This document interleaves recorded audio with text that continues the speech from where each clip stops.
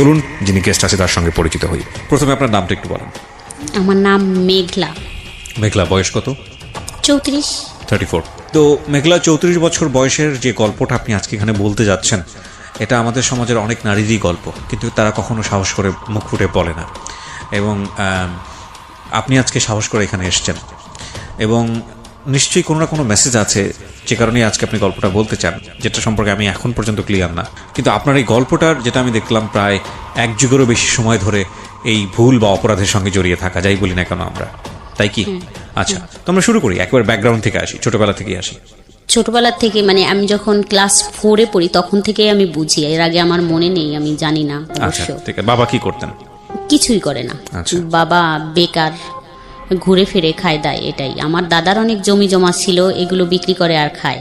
একদম আমরা দেখছি ছোটবেলায় আমি, যে আমার বাবা 34 মাস যাত্রী বলে, গরমের সময়ও একদম পার নিচের থেকে মাথা পর্যন্ত একটা চাদর টানে ঘুমাতো দুপুরটা। মানে এই জিনিসটা দেখতাম যে একদম ঘুম সুন্দর করে একটা ঘুম দিত, উঠতো, আবার উঠে চলে যাইতো, ওই 4 দোকানেই থাকতো। মানে 3-4-এ পড়ি, তখন তো পড়ালেখা করতেছিলাম, তখন ভালোই। তখন আমাদের জমি জমা ছিল অনেক, ফসল টসল থেকেই আমাদের সংসার চলতো। আমাদের কেউ তো আর ছিল না চাকরিজীবী বা কোনো ছিল না।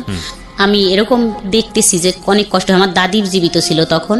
তো আমি ছোটবেলায় দেখা যাচ্ছে আমি তো এত কষ্টই ছিল আমার মার, যে আমার মাও কাপড়ের অনেক কষ্ট করছে, খাবারের অনেক কষ্ট করছে, আমিও করছি। যে একটা সালোয়ার কামিজ পরছি, একটা দিয়ে অনেক 3 মাস পরা লাগছে। দেখা যাচ্ছে একটা সালোয়ার কামিজ আমার 3 মাস পর্যন্ত পরা লাগছে, তারপর আবার আর একটা সালোয়ার কামিজ আমার জন্য হয়তো বানানো হয়েছে। তা আমার মা অনেক কষ্ট করে আমারে বানাই দিছে। বোন তো আর ছিল না, আমাকেই দিছে। ছোট 2টা ভাই ছিল। এরকম হয়েছে যে খাবারের কষ্টটা বলি, যে একটু, যে চাউল না থাকলে আমার মা শাক রান্না করে খাওয়াইছে, পুঁই শাক রান্না করে খাওয়াইছে। আমার মনে আছে হয়তো একবারের কথা, যে আমরা একদিন বিকালবেলা খুব কান্নাকাটি করতেছিলাম, আমার মা কান্নাকাটি করে যে পুঁই শাকটা আছে ওটা তুলে এনে রান্না করে খাওয়াচ্ছিল, যে এটা খাও, পরে ভাত রান্না করে তোমাদের খাইতে দেওয়া হবে। যাই হোক, এরকম 5 পাস করে 6-এ ভর্তি হলাম, 6 পড়লাম, তারপরে 7-এ উঠলাম। এভাবেই তো জীবন, অনেক কষ্ট। তো 7-এ ওঠার আগে একটু বলি, যে যখন আমি 5-6-এ পড়ি তখন সাবান কিনা, আমি সাবান চিনতাম না আসলে, আমি সাবানটা কাকে বলে এটা জানতাম না। 5-6-এ পড়া অবস্থায় জানতেন না? না, আমি তাহলে বাসায় কি মানে প্রসাধনী সামগ্রীতে সাবান ছিল না? না, এরকম আমি চিনতামই না সাবান কাকে বলে। ও মাই গড। তো একবার খুব কান্নাকাটি করলাম একটা ঈদের সময়, যে আমাকে একটা সাবান কিনে দেওয়া হোক। আমার দাদি আমাকে আমার চুল ধুয়ে দিত মাটি দিয়ে। ও আচ্ছা, আমার দাদি ছিল জীবিত, তো আমাকে নদীতে নিয়ে যাইতো গোসল করার জন্য। আমাদের ডাঙ্গা এলাকা, পানি খুব কম থাকতো, নদী ছিল পাশে বারাসিয়া, ওখানে নিয়ে যাইতো। আমাকে বলতো যে এই মাটি দিয়ে চুল ধুয়ে দিলে তোমার চুল অনেক সুন্দর হবে। উনি ধুয়ে দিত আমার চুলগুলা মাটি দিয়ে, মানে এতটা কষ্ট। তো একবার আমি 5-এ মনে হয় না 6-এ পড়ি, তো কান্না করতেছিলাম ঈদের আগে, যে আমাকে সাবান কিনে দিতে হবে, না হলে আমি ঈদের দিন গোসলই করব না। তা আমার বাবা আমাকে 5 টাকা দিয়ে একটা কসকো সাবান নিয়ে আসে, ছোট্ট একটা কসকো সাবান এনে দেয়। আমি খুব যত্ন সহকারে সাবানটা ব্যবহার করছিলাম অনেক দিন, 15 দিনের মতো। এভাবেই জীবন কাটতেছিল খুব কষ্টের ভিতর দিয়ে। যখন পরীক্ষা আসবে 7-এর, তখন আমি বাসে আমাকে একটা লোক দেখে এবং জিজ্ঞেস করে যে তোমার নাম কি। আচ্ছা, বাসে দেখে? তখন আমি আমার নামটা বলি আর বাবার নামটা, কিন্তু আমি একটু দুষ্টু ছিলাম, মানে খুব একটু চালু ছিলাম তখন। তো আমার নামটা বললাম, এবং বাবার নাম জিজ্ঞেস করলে আমি একটু মানে থমকে গেলাম, যে বাবার নাম কেন জিজ্ঞেস করে।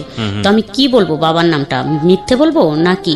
আবার বললাম যে বাবার নাম মানুষ মিথ্যে বলে নাকি, বাবার নামটা সঠিকই বলতে হয়, নাহলে তো কি, মানে একটু দ্বিধাদ্বন্দ্ব করে 1 মিনিট ভাইবে বললাম যে না, বাবার নাম এটা। কিন্তু আমি নামলাম আমাদের গ্রামের মাঝখানে, যেখানে আমাদের বাড়ি তার থেকে মাঝখানে নেমে গেলাম। তা উনি ওইটা ফলো করছে যে এখানে নামছে মেয়েটা।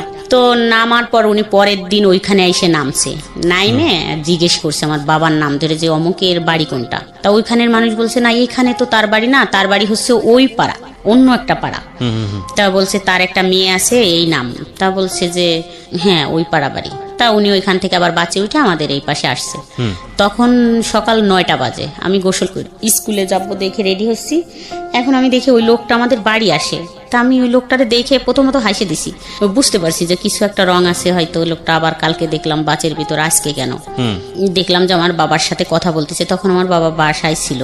আচ্ছা, তো আমার বাবার সাথে কথা বলতেছে, তো আমার বিয়ের ব্যাপারে মনে হয় সম্ভবত আমার বিয়ের ব্যাপারে এই কথা বললো। তা আমি তখন স্কুলে চলে গেলাম, তো ওনারা কি কথা হয়েছে তা তো আমি জানি না। যাই হোক, স্কুল থেকে আসলাম, শুনলাম যে আমাকে নাকি দেখতে আসবে ছেলে পক্ষ থেকে কালকে। তা বললো যে কালকে তো বৃহস্পতিবার, ওই দিন মনে হয় বুধবার ছিল, তো বৃহস্পতিবারের দরকার নাই, তো স্কুলে থাকবে এটা মানে আমার কথা বললো, তো স্কুলে থাকবে তাহলে শুক্রবারে আসুক। আইসে আমাকে দেখলো, দেখার আগে আমার একটা ফুপি ছিল, উনি ওই ফুপিকে দেখার পর তো বলে যে আমি এই মেয়েই বিয়ে করব। পরের ঘটনা আবার জানছি যে এই মেয়েটা অনেক সুন্দর, আমি এই মেয়েই বিয়ে করব। যাই হোক, ওনাকে দেখে পছন্দ করে সবাই। তারপরে যখন ওই ফুপি আমাকে নিয়ে আসে, মানে আমাকে একটা ড্রেস গোলাপি কালারের, আমার মনে আছে, গোলাপি একটা ড্রেস, একটা পন্স পরা ছিল আমার, আমাকে নিয়ে আইসে পরে আমার ভাসুর দেখে বললো না না, ওই মেয়ে অনেক বয়স্ক, ওই মেয়ের দরকার নাই, এইটাই নিব আমরা। যাই হোক, এভাবে দেখে চলে গেল। ওই দিন আবার সকালে আসছে ওরা 8টা-9টা বাজে, তখনই আইসে সারাদিন আমাদের বাড়ি ছিল। তো উনি হচ্ছে যার সাথে আমার বিয়ে হবে, উনি একটু বাইরে ওয়াশরুম না বলতে মানে বাইরে গেছিল। তো বাইরে থেকে হাইটে আসতেছিল, হাইটে আসা দেখে আমার মা সে দেখে বলতেছিল যে ছেলেটা কিন্তু আমার পছন্দ হয় নাই। আচ্ছা, আমার বাবাকে বললো যে দেখো, তুমি যে মেয়েটাকে বিয়ে দিবা নিয়ে বসায় রাখছো সন্ধ্যা পর্যন্ত, দেখে চলে যাইতো তারপর কিছু বলতে, কিন্তু এই যে বসায় রাখলে সন্ধ্যা পর্যন্ত, তো ছেলেটা দেখে কিন্তু আমার ভালো লাগলো না। তো আমি ভিতরে দেখলাম যে আমার আব্বা আর আমার মা ঝগড়াঝাটি করতেছে, মানে একটু কথা কাটাকাটি করতেছে যে তোমার সব সময় খালি খুদ ধরাধরি। বললো যে না, একটু বয়স্ক মনে হয় ছেলেটার হচ্ছে পাটা মনে হয় খোড়া, এটা বললো, একদম ডাইরেক্ট বললো যে পা খোড়া, মানে হাঁটতে পারে না, এরকম মনে হলো, এই জন্যই এত সময় বসেছিল, ওঠে নাই। তো এই ছেলের সাথে মেয়ে দেওয়ার দরকার নাই, বা দিব না, আমার মেয়ে নিয়ে আমি দরকার হলে বাবার বাড়ি চলে যাবো। আচ্ছা, তা আমার বাবা খুব রাগারাগি করলো, বললো যে এত কথা বলো না, মানে ওদের টাকা পয়সা আছে, অনেক চাকরিজীবী ছেলে টেলে আছে, বিসিএস কেডার অফিসার আছে ফ্যামিলিতে, অনেক ভালো ভালো, এটা দেখেই মানুষ তো খালি ছেলে দেখে বিয়ে হয় না, আশেপাশে একটু দেখতে হয়, তাই কথাবার্তা বললো। যাই হোক, ওরা চলে গেল। তো এটা নিয়ে খুব গ্যাঞ্জাম চলতেছিল। তো আমাদের বাড়ির থেকে সবাই দেখতে যাবে আমার হাজবেন্ডদের বাড়ি, তো গেল আমার দাদা টাদা, মানে মুরব্বী যারা, এরা গেল 12-13 জন। একদম ছোট বাচ্চা টাচ্চা কাউকে নিল না আর কি, 15 বছরের নিচে কাউকে নেয়নি, তারও উপরে কাউকে নেয়নি, 20 বছর বয়সেও কাউকে নেওয়া হয়নি, শুধুই একদম মুরব্বী 12-13 জন লোক গেল দেখার জন্য। তারা সবাই সম্মতি দিল যে হ্যাঁ চলে, মানে ওই বংশীয় দিক দিয়ে এবং টাকা পয়সা আমার বাবার থেকে, ওই যে আমার বাবা তো গরিব, বংশীয় দিক দিয়ে টাকা পয়সা এসে শান্তিতে থাকবে মেয়েটাই, এই হিসাবে চলে।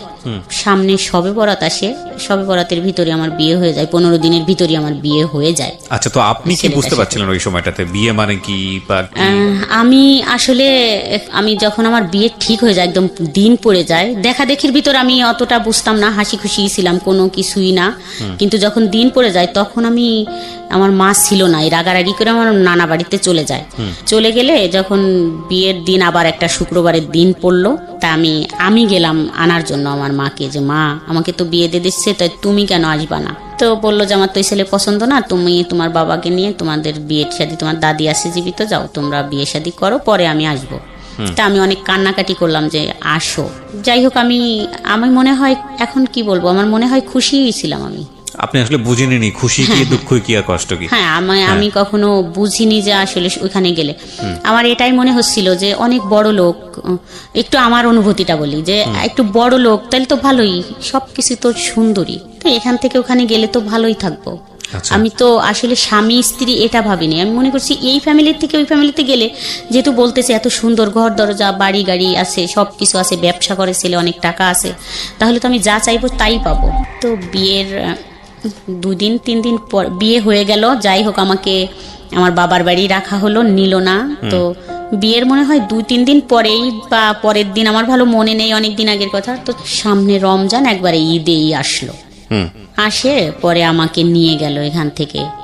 তো আমি খুব খুশি, একটা ভ্যান গাড়ি নিয়ে আসলো, তাতে আসলো হচ্ছে বর হলো আমার ননদের একটা ছেলের 4 বছর বয়স, একটা মেয়ের মনে হয় 7 বছর বয়স, আর একটা দেবর তখন আমার সাথে ক্লাস 7-এ পড়ে, আর একটা ননদ 5-এ পড়ে, আর একটা ননদ হচ্ছে একটু বড়, এরকম 4-5 জন পিচ্চি পাচ্চা এসে একটা ভ্যানে আমাকে নিয়ে গেল। আমি তো কান্নাও করলাম না, খুব খুশিতেই চলে গেলাম। অবশ্য আমাকে এখনো ওরা খেপায় যে একটু কান্নাও করনি কোনোদিন, এত খুশিতে চলে আসে। বুঝলে না কান্না করবেন, বুঝেনি তো নি আসলে কি হচ্ছে। আর সত্যি এটাই। আর আমি চলে আসলাম এখানে, আইসে আমি তো খুব খুশিতেই আছি, এখানেও খুশিতেই আছি। তো যাই হোক, ওই সময় 1 মাস পর না 2 মাস পর, আমি ভালো জানি না, আমার মনে নেই এত দিনের কথা, তখন আমার বাচ্চা কনসেপ্ট করে। তখন আপনার বয়স কত? তখন বিয়ের 1 বছর, ক্লাস 7-এ পড়বে একটা বাচ্চার বয়স 12 বছর সর্বোচ্চ। তখন মনে হয় 12 না 13 বছর। তখন আলটিমেটলি আপনি যখন বাচ্চা হলো তখন 14 বছর বয়স, 14 হয়ে গেছে। চিন্তা করেন অবস্থা। হ্যাঁ, তারপর? তবুও আমি তো খুশি, ভালোই বাচ্চা হবে, তো এটা নিয়ে ভালোই শ্বশুর বাড়ি আছি। আমার শাশুড়ি শুধু এক, আমার শ্বশুর নেই। তো আমি শ্বশুর বাড়ি যখন আমার বাচ্চা কনসেপ্ট করে 4 মাস হয়ে যায়, তখন হচ্ছে আমি একদম কন্টিনিউ শ্বশুর বাড়ি থাকা শুরু করলাম। আচ্ছা। এখন আর বাবার বাড়ি যাওয়াটা খুব কমই যাইতাম। ওই বাচ্চা কনসেপ্ট করার পর কিছু খাইতে পারতাম না, শুধু শুকনো মরিচ আর ভাত খাইতাম, খাইতে পারতাম না। আচ্ছা। 1 বছর পরে আমাদের একটা দোকান হয়, এখানে আমরা চলে আসি। এর মাঝখানে তো ভালোই একটু বুঝতাম না, ভালোই কাটলো। তো যখন আসলাম, তখন আসার পরে এক আপা ছিল, ওই আপা গল্প করতো তার স্বামী স্ত্রীর বিষয় নিয়ে। তো স্বামী স্ত্রীর বিষয় নিয়ে গল্প করে, ওটা আমি শুনতাম। শুনতে শুনতে মানে আমার মাথাটা এমন হইলো যে আমি একটু জিজ্ঞেস করি আমার হাজব্যান্ডকে যে তাহলে আমাদের বিষয়গুলো কি। আচ্ছা। তো একদিন আমি জিজ্ঞেস করলাম যে আসলে এটা তো ঠিক না। তো দেখলাম চুপ থাকে, কথা বলে না। এটা সংসার কত বছর হওয়ার পরে? 6 বছর। 6 বছর গেছে, আপনি আসলে কিছুই বুঝতেন না বিষয়টার। এর মধ্যে একটা বাচ্চা চলে এসছে, একটা বিষয় আপনি আপনার প্রতিবেশী কারো কাছ থেকে জেনেছেন, জানার পরে মনে হয়েছে যে আপনার হাজবেন্ডের ভেতরে বা আপনাদের যে কনজুগাল রিলেশনশিপ, মানে আপনাদের যে স্বামী স্ত্রী সম্পর্ক, সেটা 8-10টা স্বাভাবিক সম্পর্কের মতো না। এবং সেই জায়গাটা থেকে আপনি আপনার হাজবেন্ডকে কোয়েশ্চেন করেছেন যে তাহলে এটা কি। তো মানে এটা যদি আপনার কানে না আসতো পাড়ার প্রতিবেশীর কাছ থেকে, তাহলে আলটিমেটলি আপনি জীবনে হয়তো কোনোদিন বুঝতেও পারতেন না যে এটা একটা সমস্যা, মানে আপনাদের মধ্যে যেটা আছে। আমার কাছে তাই মনে হয় যে উনি তো কখনো বুঝতামই না, মনে হয় যে এটা কোনো সমস্যা হতে পারে। তারপর জিজ্ঞেস করার পরে ওনার রিপ্লাই কি ছিল? উনি চুপ থাকতো, সব সময় চুপ, কথাই বলতো না। তো এত টাকা ইনকাম করতো, ওগুলো নিয়ে বাবা মা ভাই বোন নিয়েই চলতো, আমাদের প্রতি এত গুরুত্ব দিত না। আমি আর আমার মেয়েটা নিয়ে যে আমরা বাসা নিয়ে থাকতাম, এখানেও কোনো নাই। দেখা যাচ্ছে রাত 12টার পরে বাসায় ফিরতেছে, আসতেছে না বাসায়, 12টার পর ফিরতেছে। তারপরে দেখা যাচ্ছে যে বাজারটা আমাদের যদি কিছু বলতেছি যে একটা কিছু কিনে দাও, একদম না, দিবানি না বলতো না, অবশ্য বলতো দিবানি, কিন্তু ওই দিবানি পর্যন্ত, এরপর আর কখনো দেয়া হতো না, মানে দিচ্ছেই না এরকম। যদি আমাদের প্রয়োজনীয় কাপড় চোপড় লাগবে বা বাচ্চার কিছু, দিবানি পরে, এখন তার কি, এখন যাও, এরকম করে বলতো। যে আমি বাজার আনতে গেছি ওর দোকানে, বলতো যাও পরে আসো, এখন না, এরকম করতো। তাই এই একটা আসলো মাথার ভিতর যে এরকম করে, তো যা চলে যাব এখান থেকে, থাকবো না। তো এটা নিয়ে যখন এখানে আসলাম আমি বাসা নিয়ে, তখন কিন্তু আমার হাজবেন্ড গায়ে হাত তোলা শুরু করলো। আচ্ছা।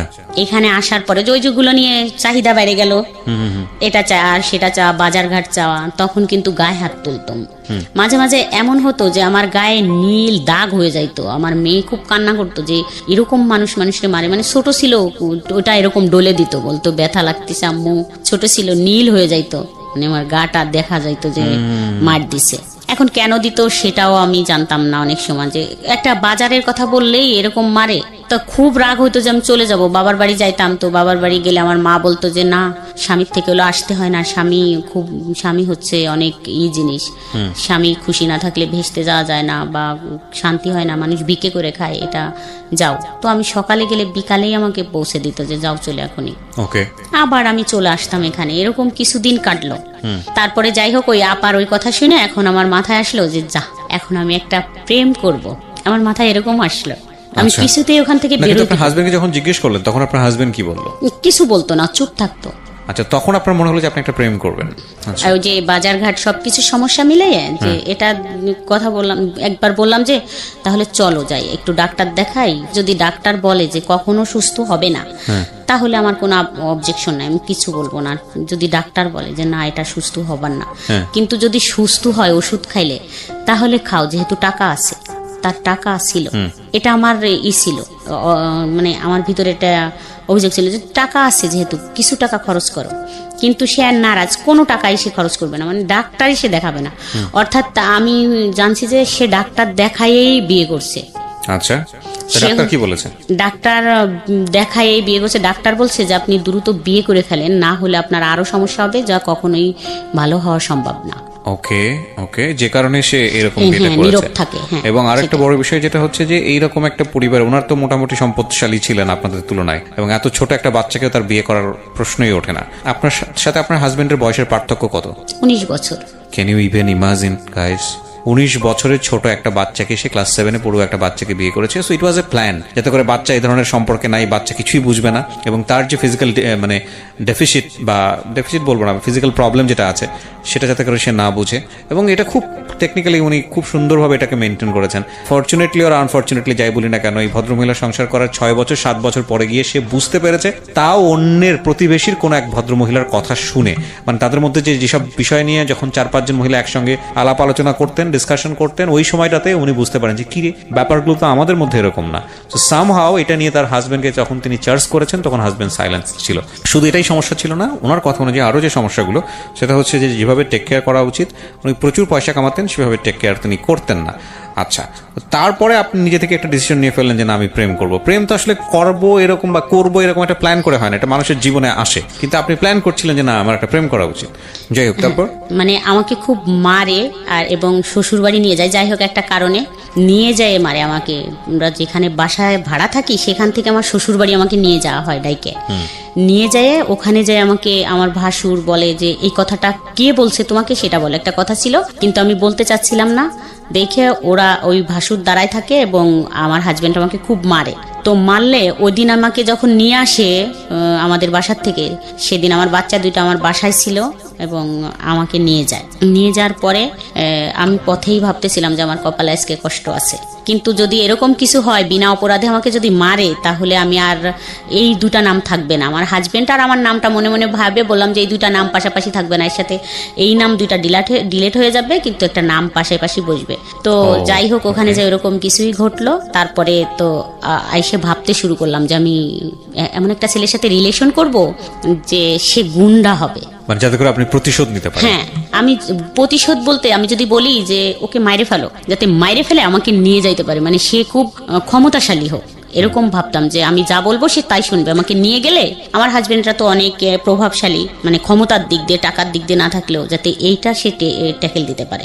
আচ্ছা, এখানে একটা বিষয় খেয়াল রাখবেন, আমি সবসময় যে কথাটা বলি আপনাদেরকে সেটা হলো প্রত্যেকটা অপরাধ কিংবা ভুলের পেছনে একটা নির্দিষ্ট কারণ থাকে, এবং এই কারণ ছাড়া কখনোই ভুল বা অপরাধের জন্ম হয় না।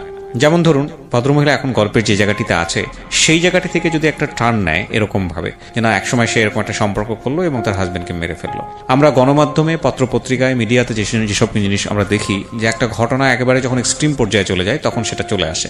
যেমন ধরেন কিছুদিন আগে এরকম একটা খবর আপনারা হয়তো সোশ্যাল মিডিয়াতে দেখেছেন যে একজন ভদ্রমহিলাকে অ্যারেস্ট করা হয়েছে, পুলিশ অ্যারেস্ট করেছে, এবং সে অ্যারেস্ট করার সঙ্গে সঙ্গে জবানবন্দি দিয়েছে যে সে তার হাজবেন্ডকে ঠান্ডা মাথায় খুন করেছে, খুন করে ওয়ার্ড ড্রয়ারে রেখে দিয়েছিল 6 দিন বা 7 দিন। এখন এইটা ডিরেক্টলি যখন একটা পত্রপত্রিকা বা মিডিয়াতে চলে আসে তখন আপনি শুধু এটুকুই জানেন কি করেছে, মহিলাটা তার হাজবেন্ডকে খুন করেছে এবং মহিলা দেখা যাচ্ছে কানতে কানতে সে একটা স্টেটমেন্ট দিচ্ছে কি যে আমি আমার হাজবেন্ডকে খুন করেছি, খুন করে তাকে একেবারে ড্রয়ারে রেখে আমি অফিসে করেছি। ভদ্রমহিলা গার্মেন্টসে কাজ করে, অফিস করে এসে 2 দিন যাবত সে অফিস করেছে, তারপরে গিয়ে এসে ধরা পড়েছে। তো আপনি তখন মহিলাটাকে কি ভাববেন? নিঃসন্দেহে খারাপ ভাবেন। ইনফ্যাক্ট এটা খারাপ কাজ, ভয়ঙ্করতম খারাপ কাজ, অপরাধ করেছে, সে শাস্তি পাওয়ার যোগ্য। কিন্তু যখন আপনি স্টোরিতে যাবেন, বিহাইন্ড দ্য স্টোরিতে যাবেন, আপনি হয়তো এই যে এইরকম যদি একটা স্টোরি থাকে যে গায়ে হাত তুলেছে, 6-7 বছর ক্লাস 6-7-এ পড়া অবস্থায় তাকে বিয়ে করেছে এবং বিয়ে করে তাকে 6-7 বছর ফিজিক্যালি টর্চার করেছে, এবং এক পর্যায়ে গিয়ে যখন সবকিছু সে জানতে পেরেছে তখন আলটিমেটলি তাকে কিভাবে দমানো যায় সেজন্য পাশবিক নির্যাতন করছে, এবং তারপরে এরকম একটা ঘটনা ঘটে গেছে। সো আমি সবসময় বলি যে রেজাল্ট দেখে কখনোই উত্তেজিত হওয়া উচিত না। বা একটা ডিসিশন নিয়ে ফেলা উচিত না যাতে করে আরেকটা ভুল হওয়ার সম্ভাবনা থাকে।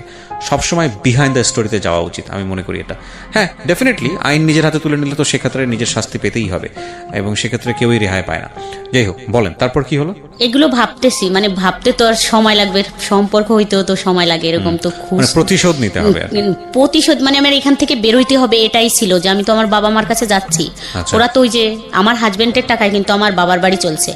এখানে আরেকটু বলি যে আমার যেই 3টা ভাই, এরা তো বড় হয়ে গেল আস্তে আস্তে। তো ওই যে আমার বাবা তো কাজ করে না কিছু, তো আমার হাজবেন্ড আবার আমার মাকে খুব হাত করছে। মানে এখান থেকে কিছু টাকা পয়সা ওখানে দেয়, যেটা একটু সংসার চলে, হয়তো মাসে 2-3 হাজার বা 5 হাজার টাকা দিলেও দিয়ে তাদের একটু চলতেছে। এই জন্য হচ্ছে আমার হাজবেন্ডের সাপোর্ট নিত।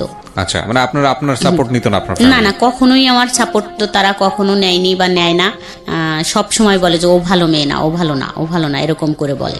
পরে এসে দেখা যাচ্ছে আমার আবার একটা বাচ্চা কনসেপ্ট করলো, তো সেখানে আমার একটা ছেলে হয়। আচ্ছা। তো ছেলে হওয়ার পরে আমার হাজবেন্ড আবার এই সময়, ছেলের যখন 5-7 মাস বয়স, তো তখন আমার হাজবেন্ড আবার পাগল হয়ে যায়, মানে ব্রেন শর্ট হয়ে যায় ওর। আচ্ছা। তো 9 মাস থাকে একটানা এইভাবে পাগল অবস্থায়। তো আমি ছোট বাচ্চা নিয়ে ওনাকে খুব কষ্ট করে সুস্থ করে তুলি, 9 মাস পর্যন্ত লাগে। উনি তখন হচ্ছে পুলিশ দেখলে ভয় পাইতো বা আর্মি দেখলে ভয় পাইতো। এটা যাই হোক, এরকম করে আমি সুস্থ করে আবার দোকানে ফিরাই আনি। ওখানে আমি খুব শক্তভাবে দাঁড়াই। তখন থেকে আমি একটু বাইরে বেরোনো শুরু হয়ে গেল, রাস্তাঘাটে, বাজার টাজারে। আর আমার ছেলেটা দেখার পরে আমার হাজবেন্ড আবার একটু চেঞ্জ হয়ে গেল। আচ্ছা। তখন ছেলে হওয়ার পরে খুব বাজার টাজার আর কষ্ট টষ্ট দিত না, খাওয়া দাওয়ার তখন থেকে যে বাজারটা চাইলেই দিত, ওগুলো খুবই করতো, টেক কেয়ার করা শুরু করলো। তখন আবার একটু হলো, কিন্তু আমার মনের ভিতর ওটাই হয় যে আমি ভালো একটা ছেলে পেলে সম্পর্ক করে এখান থেকে চলে যাব। এটা কিন্তু আমি ভুলিনি, মনে মনে রাইখেই দিছি। তো এইভাবে আরো কিছুদিন চলে যায়, যার পরে আমার হাজবেন্ডও সুস্থ হইলো। আর আমিও, আমারও আবার একটা টিউমার হয় পেটে, সেটার অপারেশন হয়, আমিও সুস্থ হই। যাই হোক, আমার ছেলে মেয়ে দুইজনই মানে লেখাপড়া, মানে ছেলের বয়স 3 বছর হয়ে যায়, লেখাপড়া করানোর মতো সময় এসে যায়। তো মেয়ে হচ্ছে তখন 3তে পড়ে মনে হয় মেয়েটা। তখন আমাদের এই বাসার পাশে এক বাসায় একটা ছেলে আসে। ছেলেটা হাফেজ 30 পাড়ার, আর এসএসসি পরীক্ষা দেবে বোধ হয় তখন। তো আসে ও পড়াতো, আরবি পড়াতো, পাশে আর 2-3টা বাচ্চাকে পড়াতো। তাই ওই ভাবি আমাকে একদিন ডাইকে বললো যে ভাবি আপনার মেয়েকে পড়াবেন, তো একটা ছেলে আরবি পড়ায়, তো কোরআন শরীফটা তাড়াতাড়ি শিখে যাবে, তো পড়ান। বললাম আচ্ছা ঠিক আছে, কখন পড়ায়? বিকালে। বললাম ঠিক আছে, কালকে থেকে পড়বে। তা ও বলে দিল ছেলেটাকে, আর আমার মেয়েটাকেও আমি দিয়ে আসলাম।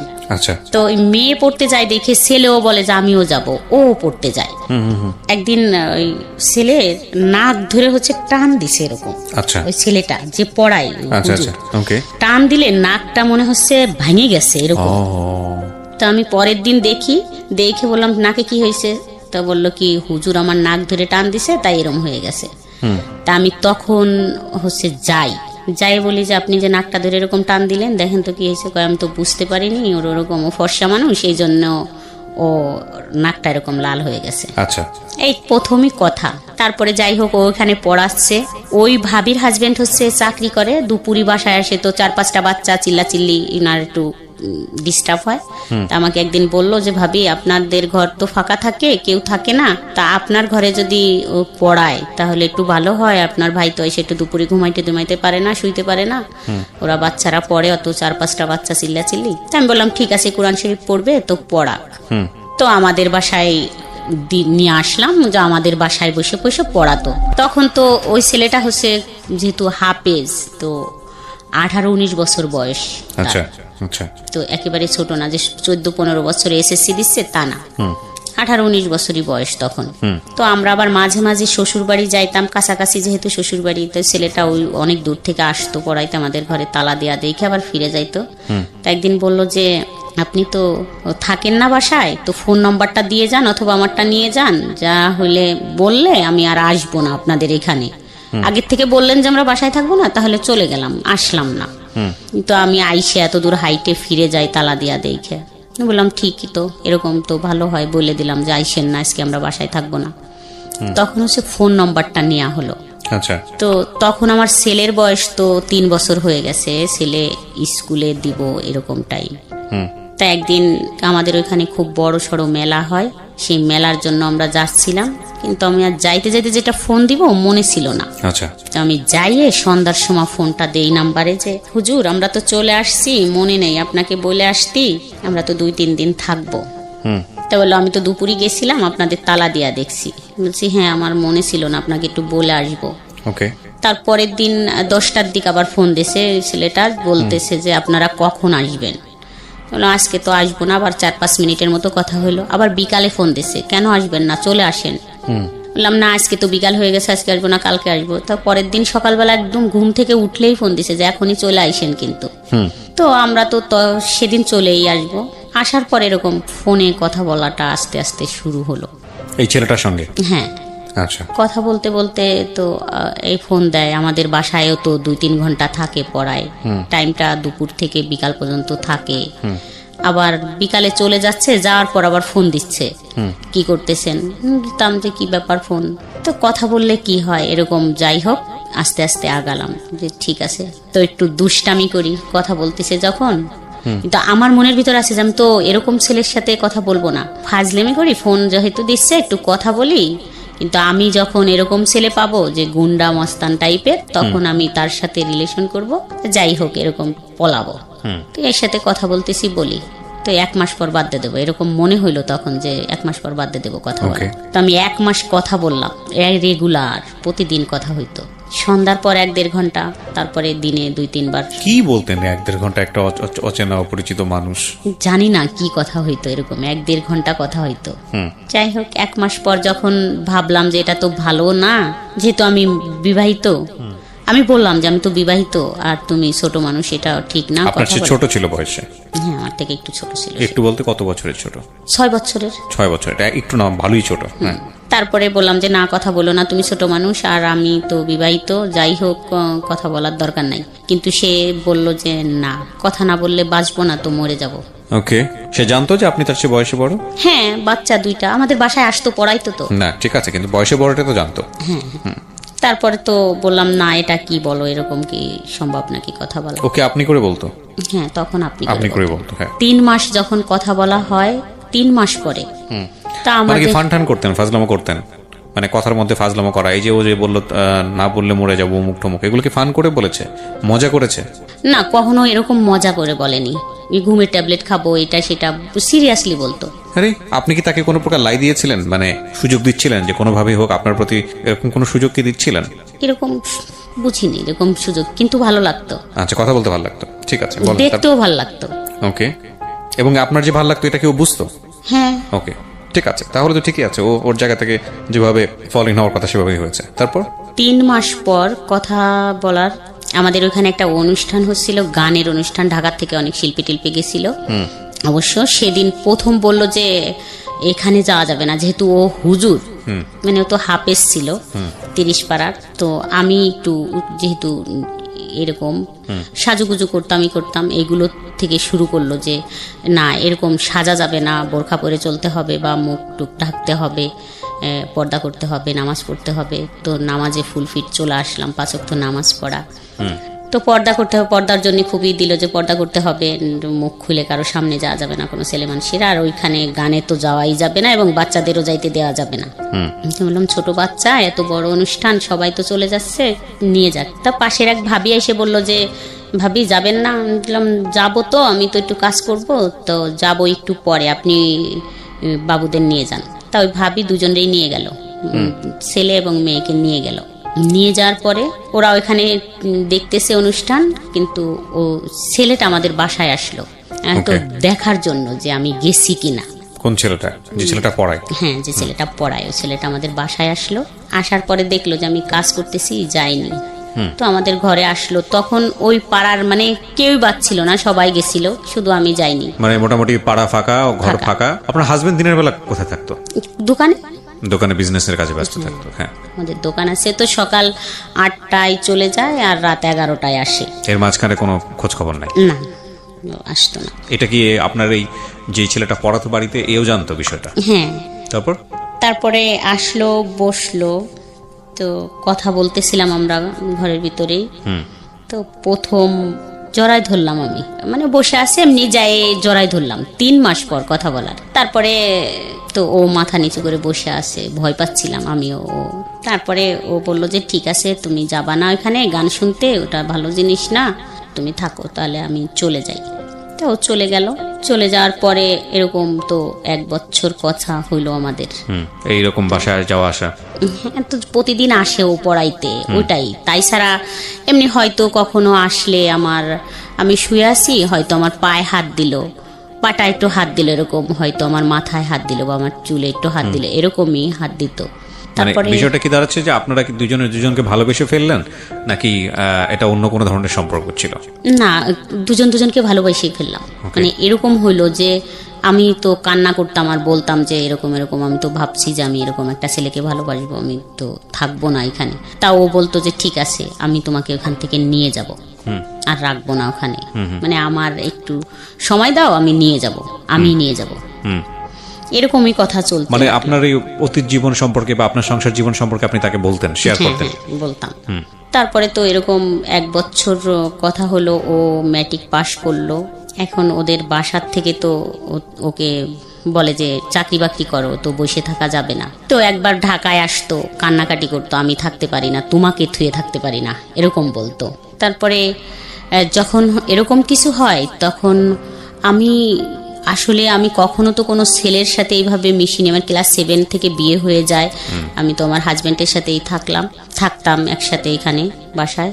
তো এরকম কিছুর পরে আমি ভাবলাম যে এরকম আবার পৃথিবীতে কিছু আছে, এত সুন্দর মানুষ হইতে পারে, এত ভালো লাগা থাকতে পারে, বা এত মানুষকে এত ভালোবাসতে পারে, এরকম আরো বেশি কনফিডেন্সের সাথে হয়ে গেলাম যে না, এটাই তো সব কিছু, এরকমই তো সব, এটা কি। তো আমি তখন মনে মনে ভাবলাম যে যাই হোক, ধরেই রাখবো সারা জীবন, কখনোই আর ছাড়ে যাব না। তো অনেক কান্নাকাটি করলাম, কথা বললাম, বললো যে চিন্তা করো না, আমি শুধুই তোমার, অন্য কারো না। আবার কথাবার্তা বলা শুরু, কথা বলতে বলতে এরকম তো মনে করেন 3 বছর হয়ে যায়। 3 বছর পর একটা বিয়ের অনুষ্ঠান থাকে, ও যায় সেখানে। যাওয়ার পরে বলে যে আমি তো একটা বিয়ের অনুষ্ঠানে আসছি, ফোন দিয়ে তুমি কি এখানে আসবা? তো বললাম ঠিক আছে, আমি রান্না টান্না করি, তারপর রেডি হইলে তুমি নিয়ে যাও। তারপর আমি রান্না শেষ করে আমি তো আমার বাচ্চাদের রাইখে সবকিছু বুঝাই দিয়ে তো বললাম যে ঠিক আছে তোমরা থাকো, আমি যাবো আর আসবো। আমাকে মোটরসাইকেলে নিয়ে যায়। নিয়ে গেলে আমার হাজবেন্ড বাসায় আসে 12টার দিকে, আমি মনে হয় 11টার দিক বেরোই, বা 10:30 11টা এরকম বাজে। তো 12টা বা 12:30টায় আমার হাজবেন্ড বাসায় আসে। তখন আইসে মানে আমাকে দেখে না, ওদের দুজনকে দেখে যে ওরা দুজন বাসায় একা আছে, আমি নেই। তো তখনইও ওই ছেলেটাদের, আপনার 2 বাচ্চাকে দেখে। হ্যাঁ, তখনই ওই ছেলেটাদের বাসায় যায়, মানে কিছুই জানে না বা কোনো কিছুই না, কিন্তু আমাকে দেখতো আশেপাশের মানুষ, যে আমি ফোনে সারাক্ষণ কথা বলতাম, যে খালা টালা যাদের বলতাম, ভাবি টাবি, ওরা বলতো তোর তো কান নষ্ট হয়ে যাবে, তুই ফোনে কথা বলিস এইভাবে, তোর কান নষ্ট হয়ে যাবে। তো ওইটা বুঝতো যে আমি ফোনে কারোর সাথে কথা বলি। কিন্তু আমার হাজবেন্ড একবারে ডাইরেক্ট ওদের বাসায় যায় বলে যে আপনার ছেলে আমার বউ নিয়ে চলে গেছে, আরো 10 লক্ষ টাকা নিয়ে গেছে, আমার বউ নিয়ে আসেন, আমার 2টা বাচ্চা রাইখে নিয়ে চলে গেছে। এর আগ পর্যন্ত কি এই ছেলেকে নিয়ে আপনার সঙ্গে কোনো কথাবার্তা হয়েছে? আপনার হাজবেন্ডের কোনো কিছু কথাবার্তা হয়নি? কোনো হাজবেন্ড বললেন মানে কারোই কোনো কথাই হয় নাই। আপনার হাজবেন্ড এই ছেলেটাকে সন্দেহ করে এরকম কোন আচরণ দেখিয়েছে? না, ও তো কখনো দেখেই নি যে ও কখন বাসায় আসে আর কখন যায়। আপনার বাড়ির আশেপাশে কেউ কি সন্দেহ করতো এই ছেলেটাকে নিয়ে? এই ছেলেটাকে নিয়ে সন্দেহ করতো, যে ফোনে কথা বলতাম এটাই সন্দেহ করতো, যে ফোনে কথা বলে। ফোনে কার সঙ্গে কথা বলে সেটা কি জানতো? সেটা কেউ জানতো না।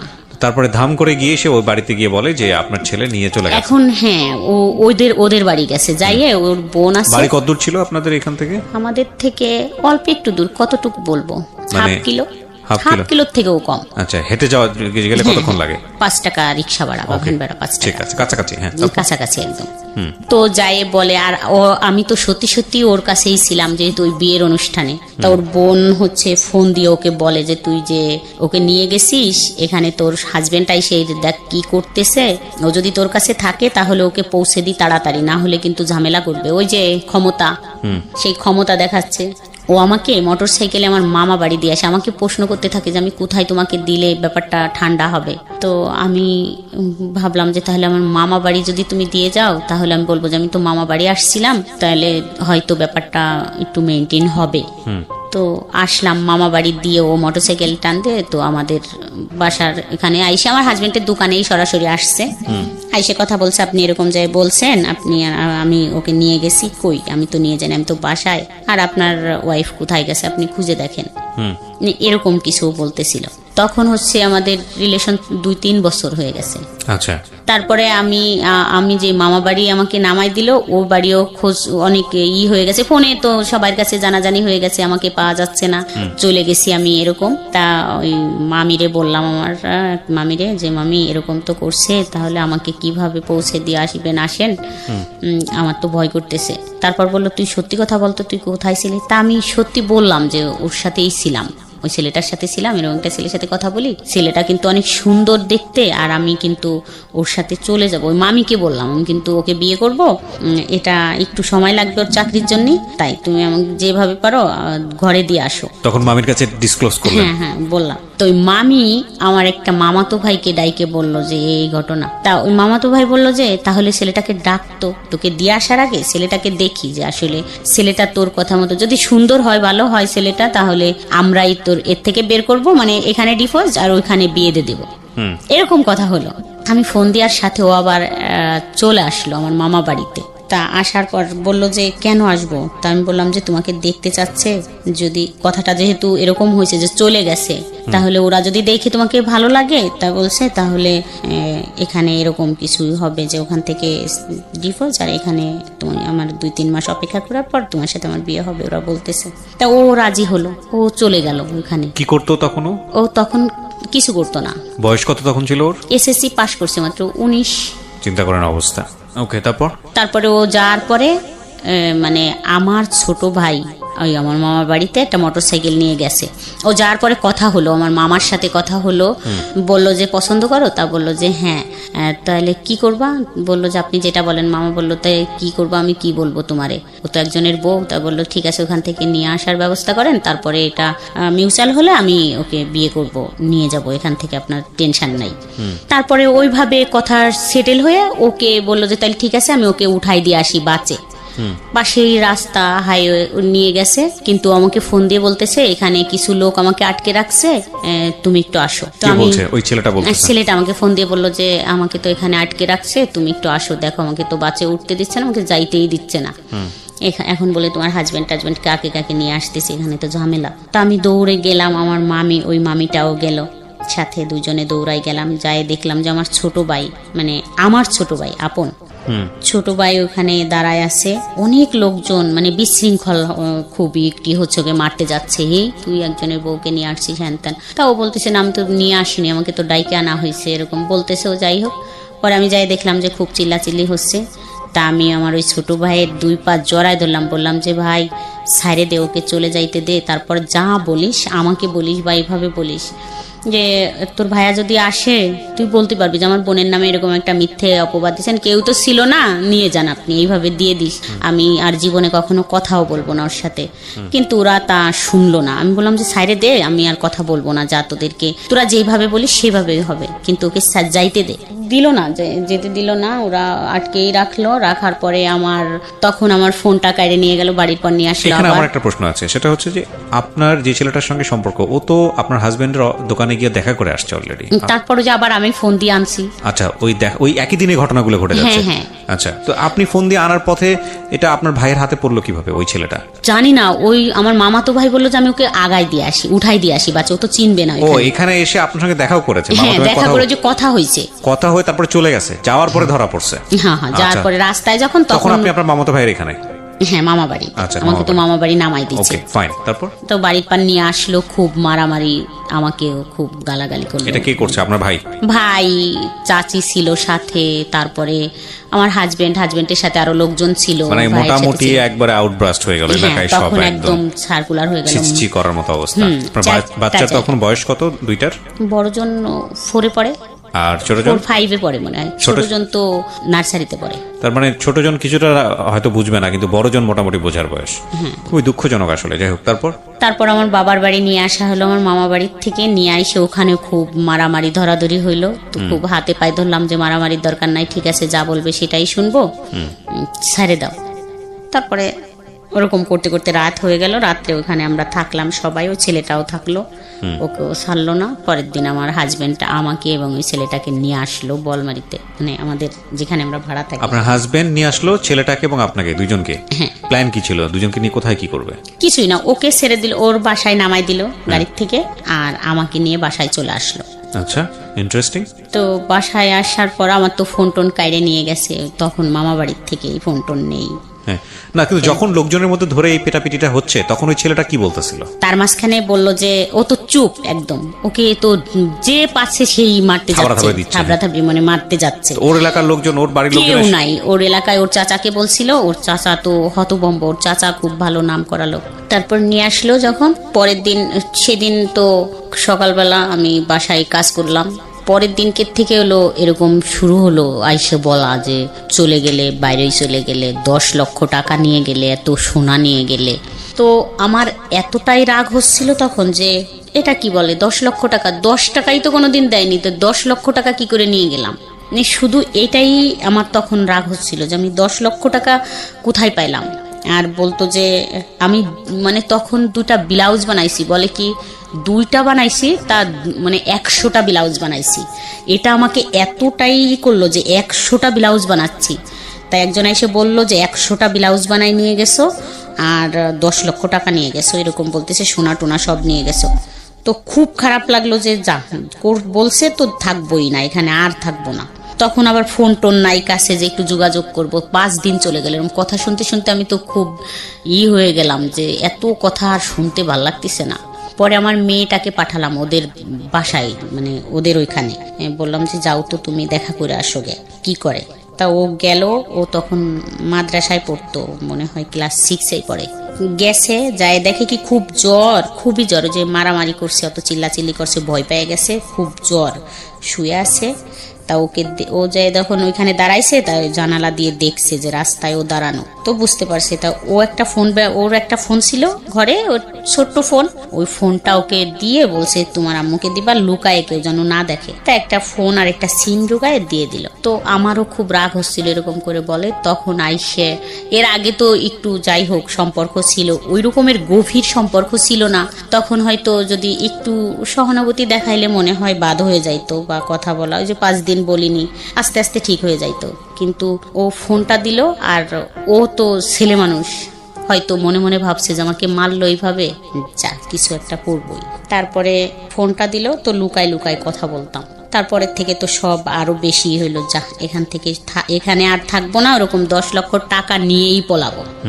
ওর থেকে কিছুদিনই করব, 10 লাখ টাকা যখন হবে তখন নিয়েই পলাবো, তো 2-1 বছর বা থাকবো, এই করবো। কিন্তু তখন থেকে একদম কন্টিনিউ কথা এমন ভাবে শুরু হলো যে আমি অ্যাডিক্টেড হয়ে গেলাম, যে আমি এখন আর 1 সেকেন্ডও ওকে ছাড়া থাকতে পারি না।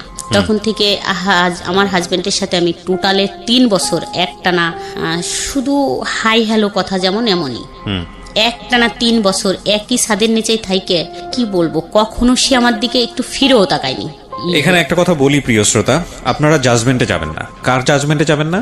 আজকে যিনি গেস্ট তাকে জাজমেন্টে নেবেন না। তার জীবনের ঘটনা এগুলো আমরা প্রচার করছি কি কারণে? যাতে করে আর অন্য মানুষের জীবনটা এরকম না হয়। ঘটনাগুলোকে আপনি কিভাবে দেখবেন সেটা আপনার ব্যক্তি স্বাধীনতার বিষয়। একই ঘটনাকে 100 জন মানুষ 100 রকম ভাবে দেখতে পারেন। তবে আমরা উৎসাহ দিচ্ছি আপনাকে ওনাকে জাজমেন্টে না নেওয়ার, কারণ ওনার জীবনে যেটা ঘটেছে সেটার পেছনে যুক্তি ছিল। আপনার জীবনে যাতে না ঘটে সেজন্যই এই ঘটনাকে সামনে নিয়ে আসা।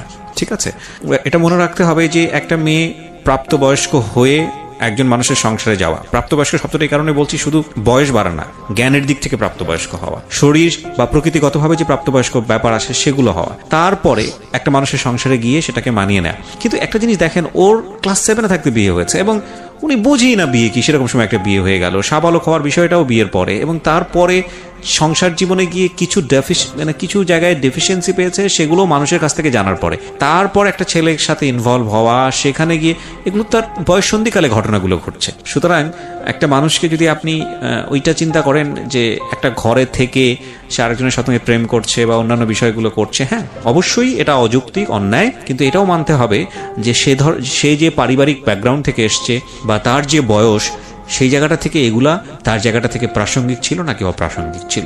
ভাবনার জায়গাগুলোকে একটু ইলাবোরেটলি রাখেন, সবসময় একটা স্কেলে কাউকে মাইপেন না, এবং মূল কথা হচ্ছে মাইপেনই না, কারণ এটা তার জীবনে ঘটেছে, প্রচার হচ্ছে এই কারণে যাতে আপনার জীবনে না ঘটে। সুতরাং ওইখান থেকে ঘটনাগুলোকে দেখার চেষ্টা করেন। আর আনফর্চুনেটলি আমাদের সোশ্যাল মিডিয়া বলেন বা অন্যান্য জায়গাগুলোতে বলেন, যখন কোনো একটা ঘটনা ঘটে সবাই পণ্ডিত হয়ে যায়, সবাই জ্ঞান দেওয়া শুরু করে, মনে হয় যে একেবারে ফেরেস্তার মতো, কার জীবনে কোনো কিছু ঘটেনি, গালি গালাজ থেকে শুরু করে তার দিকে আঙ্গুল তোলা থেকে শুরু করে সবকিছু।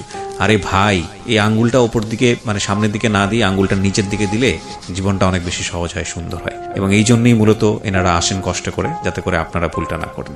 তো আপনার হাজবেন্ড নিশ্চয়ই বুঝতো যে এই সময়টাতে আপনি এই ছেলেটার প্রতি অনেক বেশি ডেভোটেড, কথা বলতেছেন তার সঙ্গে, এটা কি বুঝতো সে? না, মানে আর বুঝতো না যে কথা হয়। আচ্ছা, এটা আপনি গোপন করতেন? হ্যাঁ, আচ্ছা। ফোনটা আমি সাইলেন্টই থাকতো সবসময়। আমি মাঝে মাঝে এসে দেখতাম, যখন দেখতাম যে একটা কল আসছে, ও ছাড়া তো আর কেউ দেবে না কল ওই ফোনে। তো যখন দেখতাম যে একটা কল আসছে, তখন আশেপাশে দেখতাম যে কেউ আছে কিনা, মানে জায়গা খুঁজে গোপন ভাবে তাকে ফোন করতেন। আচ্ছা, তো আপনি যে সিদ্ধান্ত নিয়ে ফেলেছেন ছেলেটার সঙ্গে আপনি সংসার করবেন, তাহলে তো সময় নিচ্ছিলেন কেন? ওই যে ওর দিক দিয়ে ও তো কিছু করে না, ও কিছু করে না। আর আমার তো 2টা বাচ্চা, যেহেতু আমি মেয়েটার হাতের দিকে তাকাইয়ে দেখতাম যে এই হাত দিয়ে আমি যদি একে রাইখে যাই, তাহলে নিশ্চয়ই কেউ একে কারো কাছে দেবে, কারণ আমার হাজবেন্ড তো দ্বিতীয়বার বিয়ে করবে না, যেহেতু সে তো অসুস্থ, সে তো বিয়ে করবেই না। তো মেয়েটা কারো কাছে দিয়ে দেবে, যে কেউ পালুক, ফুপি বা চাচি। তো আমার এটাই ভয় করতো যে ওই হাত দিয়ে পাতিল মাজাবে। এটাই আমি এখন বললাম যে আমার শুধু এটাই মনে হইতো যে পাতিল মাজবে। যাই হোক, তখনকার ছোট বয়স ছিল, কম বয়স ছিল, মানে বুদ্ধি কম ছিল, মনে হইতো ওই হাত দিয়ে থালি বাটি বা পাতিল টাতিল মাজাবে। একটা পাতিল মাজতে দিলে ও ওই হাত দিয়ে পারবে না মাজতে, তো ওকে আমি রাইখে যাইতে পারবো না। যখন ছেলের দিকে তাকাতাম, ছেলে যে এত সুন্দর ছিল বলার মতো না, তাকাইলে মনে হইতো আমি একে রাইখে যাব, যদি পানি টানিতে পড়ে যায় বা কেউ মারে তখন ও কোথায় যাবে, আম্মুকে কাকে ডাক দেবে, মানে আমি একেও থুয়ে যাইতে পারতেছি না। আবার যখন আমি ফোনে কথা বলতাম ওই ছেলেটার সাথে, তখন আমি ওকেও ফেলতে পারতাম না, আমি আসলে ওকে কোথায় রাখবো। ও খুব কানাকাটি করা শুরু করলো যে আমি তোমাকে ছাড়া থাকতেই পারি না, মানে লুকায় কথা বলতে বলতে এরকম করতে করতে আবার অনেক দিন হয়ে গেল। যাই হোক, একটা কর্মচারী আমাদের দেখে ফেলে যে আমি ফোনে কথা বলি। ওকে, কয়েকদিন কর্মচারী বলতে আপনাদেরই কর্মচারী? হ্যাঁ হ্যাঁ, দোকানের কর্মচারী। ও যাই বলে দেয় যে আমি মনে হয় মামি কথা বলতেছে ফোনে। তো আমি তো সত্যি সত্যি ফোনে কথা বলতেছি, ফোনটা আমার ওন্না দিয়ে পেঁচানো, তা ওন্নাটা মনে হচ্ছে যে বালিশের উপর দিয়ে রাইখে তারপর কথা বলতেছি। একদম সেই মুহূর্তে চলে আসে আমার হাজবেন্ড, এসে মানে বুঝতে পারে যে আমার কাছে ফোন আছে। তো অনেক আবার খুব মারামারি ধরাধরি হইলো ওই দিনকে থেকেই। আর ফোনটা তো পাইনি, ফোনটা আমি টয়লেটের ভিতর ফেলে দিছিলাম দৌড়াই যায়, কিন্তু ফোনটা নেয়নি, আমাকে খুব মারলো। মারা টারার পরে তো একদম ওই ফোনটাও নষ্ট হয়ে গেল, যোগাযোগ বন্ধ। তো 10-15 দিনের ভিতর একদম একটু কাছাকাছি চলে আসলাম, হাজবেন্ডের বুঝাই টুঝাইয়ে একটা ফোন কিনে নিলাম আবার। তো তখন ওই ফোনটা পায়ে আবার কথা বলা শুরু করলাম। আচ্ছা, কথা বলার পরে মাসখানিক পরের থেকে হলো যে এটা শুরু হলো, আজ হাজবেন্ডের সাথে কথা বলা একদম, মানে ও বলতো যে একদম কথা বলবা না, আমি নিয়ে যাব অল্প কিছুদিনের ভিতর, আমি কিছু করলেই নিয়ে যাব। আরেকটা কথা বলি যে ও হচ্ছে এমন অনেক বড় ব্যবসায়ী, কিন্তু একটা চকলেটও কোনোদিন হাতে করে আনে না, এরকম কোয়ালিটির। এরকম চললো 3 বছর। তো ওর থেকে কোনো নাই, রেসপন্সও নাই, যে কথা বলে না, আমি সুপাই ঘুমাই বা খাটে যাচ্ছি না, এরকম কোনোদিন বলেনি যে এখানে কেন ঘুমোচ্ছ। যাই হোক, 3 বছর পরে হচ্ছে অনেক কান্নাকাটি শুরু হয়ে গেল। ও ভয় পাওয়া শুরু করলো যে আমি যদি তোমাকে নিয়ে চলে যাই তাহলে তো অবস্থা কাহিল হয়ে যাবে, মানে এমন হয়ে যাবে যে তুমি তো বুঝতেছো, ওখান থেকে আমাকে চাপ দেবে, আমাদের বাড়ি অনেকই করবে, একবার হয়ে গেছে, আমি তোমাকে নিয়ে চলে যাইতে পারবো না, তুমি এখান থেকে বেরোয় যাও, তুমি ডিভোর্স নাও, তারপর আমি তোমাকে ওখান থেকে বিয়ে করে আনতে পারবো, তখন তো তোমার সাথে জড়ানো কেউ থাকবে না, কে বিয়ে করলো কে নিল না নিল এটা জানবেও না, এটা আর তার খোঁজ খবর করার থাকবে না। কিন্তু আমি কিছুতেই এটা আর করতে পারতেছিলাম না, মানে আমার হাজবেন্ড এমন হইলো যে একদম টু শব্দই করে না। বাসায় আসলে সে মানে একটা হেঁচিও দেয় না, একদম আসে চুপ করে কাঁথা মুড়িতে শুয়ে আসে, মানে শুয়ে আসে। কষ্টটা কি দেখাবো, একটু ঝগড়া হইলে না হয় বাপের বাড়ি মানুষ চলে যাইতে পারে, যে একটু ঝগড়া হয়েছে যাও আমি আর এটাই করবো না, কিন্তু এই ঝগড়াটা ও বুঝে গেল যে কথা হয় কন্টিনিউ ওই ছেলের সাথে। তো একদিন এরকম করে একদিন রাতে আমি কথা বলতেছিলাম 11টার দিক, এইটা আবার 3-4 বছর পরে। তো বাসার গেটের সামনে দাঁড়ায় কথা বলতেছি, দেখলাম যে ঘুমাচ্ছে। আমি আসতে ফোনটা নিয়ে বাইরে এসে কথা বলতেছি, 11টা বাজে মনে হয় তখন রাত। তা দেখলাম যে উঠে এসে আমার পিছন থেকে একদম চুল ধরে টানে নিয়ে গেল বাসার ভিতরে। আপনার জামাই? হ্যাঁ, আমার হাজবেন্ড নিয়ে গেল, নিয়ে যেয়ে ফোনটা লাইনেই আছে, খুব মারামারি মানে মারলো। কান্না করতেছিলাম, ফোনটা কাড়ে নিনি, ফোনটা আমার হাতেই আছে, আমাকে খুব মারলো। মারার পর ও শুনলো, তো তখন ও বললো যে হয়তো বাসায় কথা বলছে ওর মার সাথে, তো তখন বেকার। তো মারটার শোনার পরে তো আমাকে পরের দিন সকালে ফোন দিল 10টার দিক, বললো যে তুমি কি বাসায় আসতে পারবে আমাদের। কাকে ফোন দিল? আমাকে ফোন দিল। যে ছেলেটার সঙ্গে আপনি প্রেম করেন সে ফোন দিল? আচ্ছা। তা বললাম যে হ্যাঁ আসতে পারবো না কেন, মানে চলে যাবে আমার হাজবেন্ড, তারপর 10টা-11টার দিক আসবো। তারপর আমি তো 10টা-11টার দিক গেলাম। আচ্ছা, বাই দ্য ওয়ে, আপনি যখন আপনাকে গায়ে হাত তুলতো বা অত্যাচার করতো, ইন দ্য মিন টাইম আপনি কি তাকে কোনো খোঁটা দিতেন যে আজকে আমার এই পরিস্থিতির জন্য তুমি দায়ী, বা এরকম কোনো কিছু বলতেন? না, কখনোই বলতেন না, কিচ্ছু বলতেন না। প্রত্যেকটা মানুষের প্রতিক্রিয়া জানানোর ধরন আসলে ডিফারেন্ট। যাই হোক, তারপরে আমি গেলাম, ওর ভাই বোনের সাথে আমার দেখা হতো, বাজার টাজারে কথা হতো সবার সাথেই, কিন্তু ওর মাকে প্রথম দেখলাম, যায় জড়ায় ধরলাম, মা বলে ডাকলাম। মানে ফ্যামিলি জানতো? হ্যাঁ, ফ্যামিলি জানতো, কিন্তু ওই বোন ভাই দেখতো না, মানে ওর বোনদের সাথে দেখা হতো, ভাগ্নিদের সাথে। ওর মারে দেখলাম প্রথম, দেখে জড়ায় ধরলাম, মা করে ডাকলাম। তারপরে বাসায় বসলাম, তো বলল যে ও তো কোনো কাজ করতে চায় না, তাহলে কি করা যায়। কে বলছে এটা? এটা ওই ছেলেটার মা বললো যে ও তো কোনো কাজ করে না, মানে ওইভাবে ফ্যামিলি ভাবে, মানে ওর বউনাই ছিল, তার মানে ওর ফ্যামিলিকেও কনভিন্স করে ফেলেছে আপনার ব্যাপারে? আচ্ছা। তারপরে আপনার ব্যাপারে জানতো ওর ফ্যামিলি যে আপনার 2টো বাচ্চা আছে, এবং এই অবস্থায় আপনি ওর চেয়ে 6 বছরের বড়, এবং সে অবস্থায় ও আপনাকে বিয়ে শাদী করতে চায়, এটা জানতো ওর ফ্যামিলি? বিয়ে করতে চাই এটা জানতো কিনা জানি না, তবে কথা বলতো, খুব সম্পর্ক। আমার যদি কোনো কথা বলতো তাদেরকে আর ছাড় দিত না, খুব মারতে যাইতো, গালাগালি করতে, বলতো ওর সম্বন্ধে কোনো কথা বলবি না। আচ্ছা, ওকে। তারপরে গেলাম, যার পরে বলল যে কি করব, ওর বোন বলল কি করব, ও বললো যে আমি তো ড্রাইভিং শিখি দ্রুত চাকরির জন্য, আমাকে একটু হেল্প করো, তো ড্রাইভিং শিখি। তো আমি বললাম বাহ, এটা তো ভালো কথা, যদি পারে তো ভালো, তাড়াতাড়ি এটাই হয়ে যাবে। তারপর আমার তো তখন টাকা পয়সা নেই, আমি তো মাত্রই একটু হাজবেন্ডের সাথে একটু কথা আবার হচ্ছে, একটু যাই আসি দোকান টোকানে, একটু করি।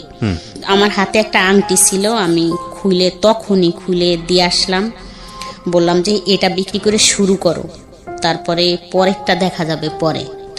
ওটা 4,000 টাকা বিক্রি করলো, তো 10,000 টাকা লাগবে ওর ড্রাইভিং শিখতে। আমার একটা কানের দুল ছিল সোনার, ওই দুলটা সেই চাচাতো ভাইকে দিয়ে বললাম যে তুই আমাকে 10,000 টাকা দে, এই দুলটা রাইখে দে, আমি যেদিন নিতে পারবো তোরে আরো বেশি কিছু টাকা দিয়ে, ল্যাপটপ দিয়ে তোর টাকাটা দিব, আমার দুলটা আমারে ফেরত দিস। দুলটা হলো 16,000 টাকা দিয়ে বানানো ছিল, 10,000 টাকা ও দিয়ে দিল আমাকে, আমি আইনে ওকে দিলাম ওই 10,000 টাকা। তারপরে ড্রাইভিং শিখলো, শিখার পরে ভালোই চলতেছে, ও খুব 15 দিনের ভিতর ড্রাইভিং কমপ্লিট হয়ে গেল। তারপরে চাকরিও করা শুরু করলো, 3,000 টাকা বেতনের চাকরি, আমাদের এলাকায় চাকরি হইলো, খুব খুশি। আরও কথা বলা বেড়ে গেল, মানে ড্রাইভিং করতো আর ফোন দিত, আমি তো তখন একবারে মনে হইতো যে ও আমার হাজবেন্ড। এর মাঝখানে তো আরেকটুই হলো যে মাঝে মাঝে দেখা হতো, 2-3 মাস 5 মাস পর আমাদের হয়তো দেখা হইতো। তখন বাসায় তো আসতে পারতো না, বাইরে একটু দেখা হতো, কোথাও আমরা ঘুরতে যাইতাম, সপ্তাহে 1-2 দিন ঘুরতে যাইতাম, কিন্তু ওইভাবে আর দেখা হইতো না, 2-3 মাস পর হয়তো হইতো। মার কাছে কান্না শুরু করলাম, যায় এখন টাকা পয়সা একটু যাই হোক বাইরে যাই আসি, একটু টাকা পয়সা নেই, বাজার টাজার নিজে করি, যে 500 টাকা দাও বা 200 টাকা দাও, আমরা বাজার করব, এটা কিনবো সেটা কিনবো, যাই হোক দেয়া শুরু করলো। একটু ভালো রিলেশনে চলে আসলাম, রিলেশনটা ভালো হইলো। হয়তো আমার হাজবেন্ড এটাই বুঝছে যে একটু টাকা পয়সা দেই, যদি ভালোভাবে থাকে, অন্য মেয়েকে তো আর বিয়ে করা সম্ভব না, যদি থাকে হয়তো আমার শাশুড়ি খুব সাপোর্ট করতো, আমাদের সবাই একটু সাপোর্ট করে যা তাদের যারা আছি, হয়তো বলছে বোঝায় যে দিস সব কিছু, খালি খালি এগুলো দিয়ে কি করবি, চলে গেলি সাল মেয়ে দুটো নিয়ে কি করবি, যাই হোক। তো আমাদের তখন থেকে দিত, কিছু চাইলে যে একটু জামা কাপড় বানাবো 500 টাকা দাও, হয়তো 200 টাকার বানাতাম, 200 টাকা জমা রাখতাম, রেখে দিতাম এরকম। তারপরে বাপের বাড়ি যাই, কান্না করতাম যে মা আমি যাব না ওইখানে, আমার ভালো লাগে না এটা। কিন্তু আমি কখনো মুখ দিয়ে বলিনি যে এই ছেলেটার সাথে আমাকে বিয়ে দাও। আমার লজ্জা করতো যে আমাকে ওখান থেকে সাইরায় নিয়ে আসো, আমি ওকে বিয়ে করব, এরকম বলতো, আমার লজ্জা করতো। আবার আমি আইসে পাগলামি করতাম, কান্নাকাটি করতাম, মাকে জড়াই ধরে ধরে কান্না করতাম, ডাক ছেড়ে কান্দে। তারপর আমি আবার থাকতামও না বাবার বাড়ি, চলে যেতেন। খাবোটা কি থাকলে, মানে ভাই বোন নিয়ে ওখানে থাকলে কি খাবো, খাওয়ার কথাটা মনে পড়তো। আমি আবার বাচ্চা নিয়ে এখানে থাকবো, আমার মারই তো এত কষ্ট, ভাই বোন নিয়ে সেই তো ভাতের যন্ত্রণায় অস্থির। এরকম করতে করতে তো প্রায় 5 বছর 6 বছর কেটে যায়, কোনোভাবে বেরোইতেই পারলাম না। তা এখন মেয়ে হোক বড় হয়ে গেল, 9-এ পড়ে। তা বললাম যে মেয়েটা রাইখে কোথায় যাব, এরকম শিয়ানা মেয়ে। তারপরে আমি মেয়ের জন্য ছেলে দেখা শুরু করলাম, সবাইকে বলতাম যে ঘটকদের বলতাম যে 10,000 টাকা দেবো, যেমন মেয়েটা বিয়ে দিলে সুন্দর ছেলে দেখে।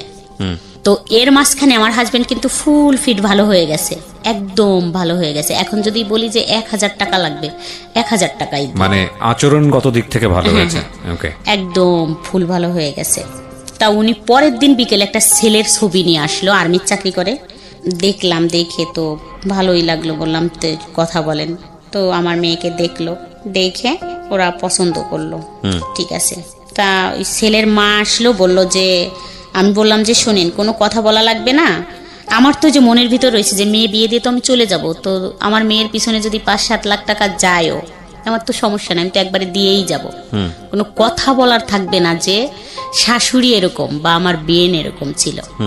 তো বললাম যে কোনো কথা বলা লাগবে না, আমরা যথেষ্ট পরিমাণ জিনিসপত্র দিয়ে দেব, কোনো টু শব্দ হবে না, আপনি বলতেও পারবেন না এটা ভালো লাগে নাই।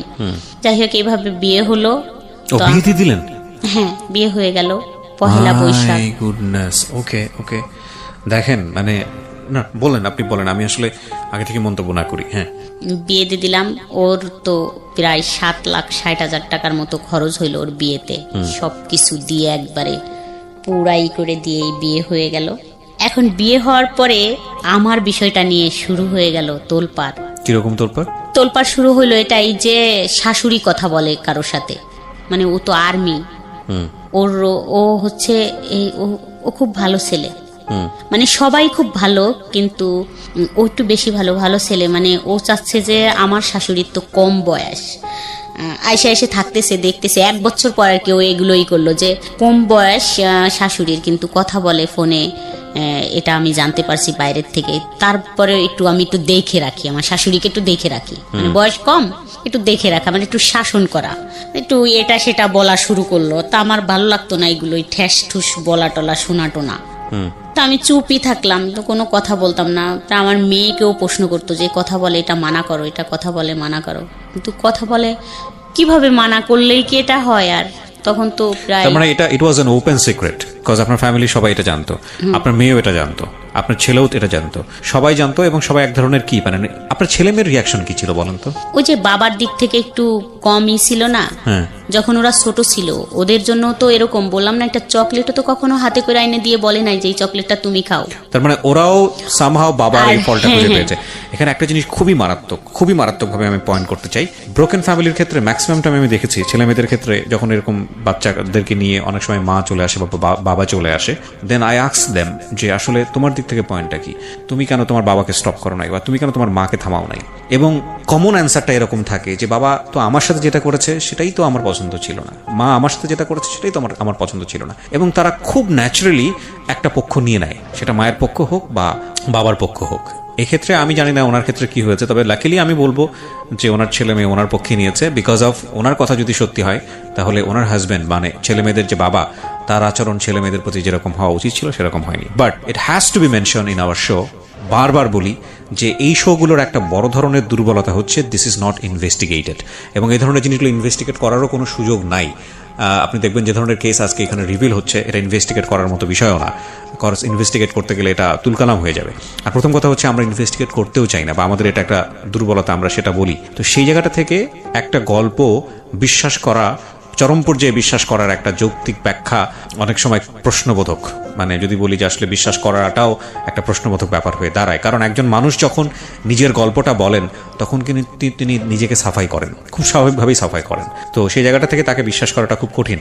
আমরা এই জন্য বলিও যে আমাদের এই গল্পটা যে হুবহু আপনাকে বিশ্বাস করতে হবে, বিষয়টা এরকম না। তবে মোরাল অফ দ্য স্টোরি আছে যে কারণে আপনি শুনতে পারেন, যেটা হয়তো আপনার ব্যক্তি জীবনে কাজে লাগবে।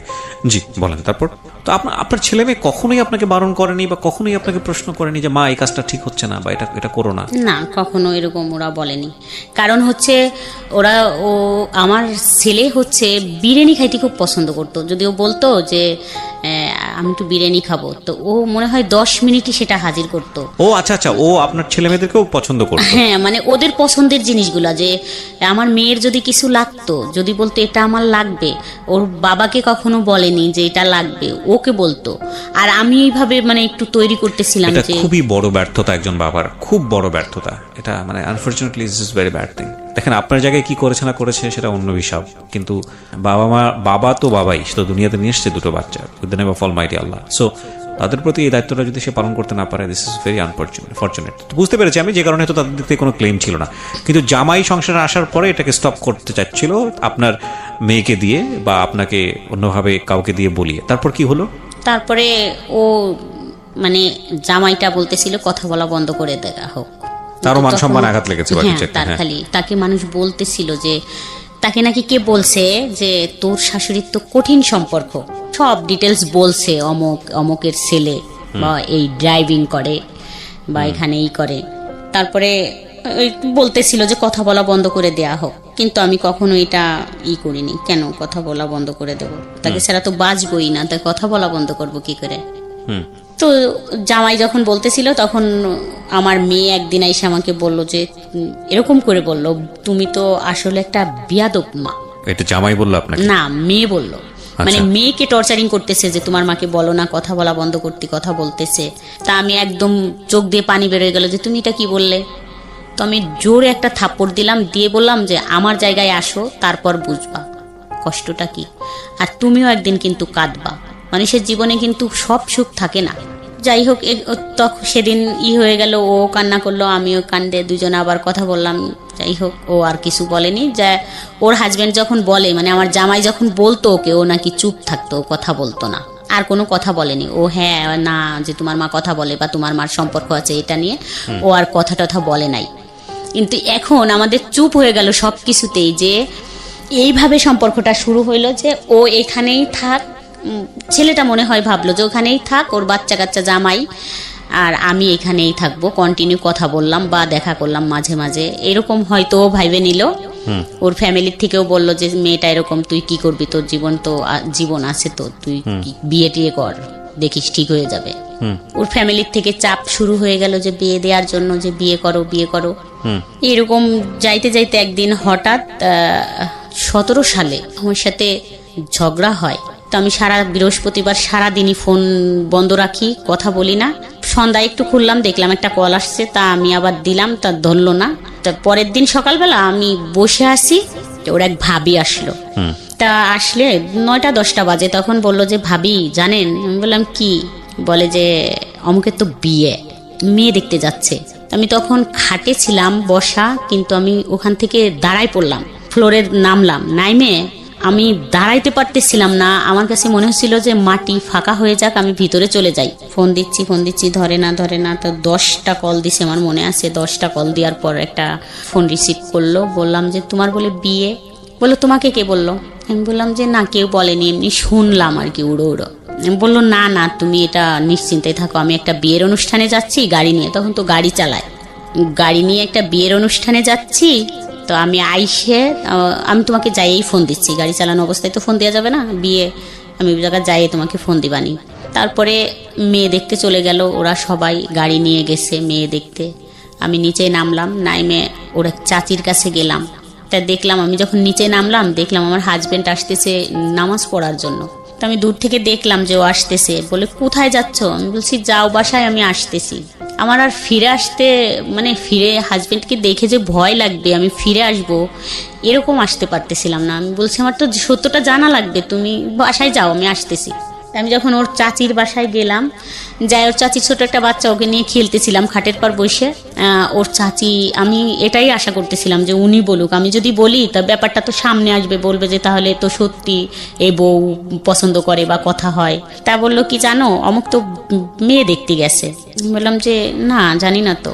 বললো যে মেয়ে দেখতে গেছে, মেয়ে দেখছে, পছন্দ হয়েছে, কথা হয়েছে ফোনে। তখন 2-3 ঘন্টা হয়ে গেছে। আমি তো তখন একদম হতবম্ব হয়ে গেছি।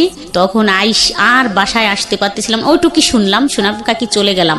নামাজ শেষে আমার হাজবেন্ড আসলো, আইসে শুয়ে পড়লো খাটে। আমি ঘরে তো কিচ্ছু রান্না করলাম না, সেদিন আমার মেয়ে ছিল আমার বাসায়।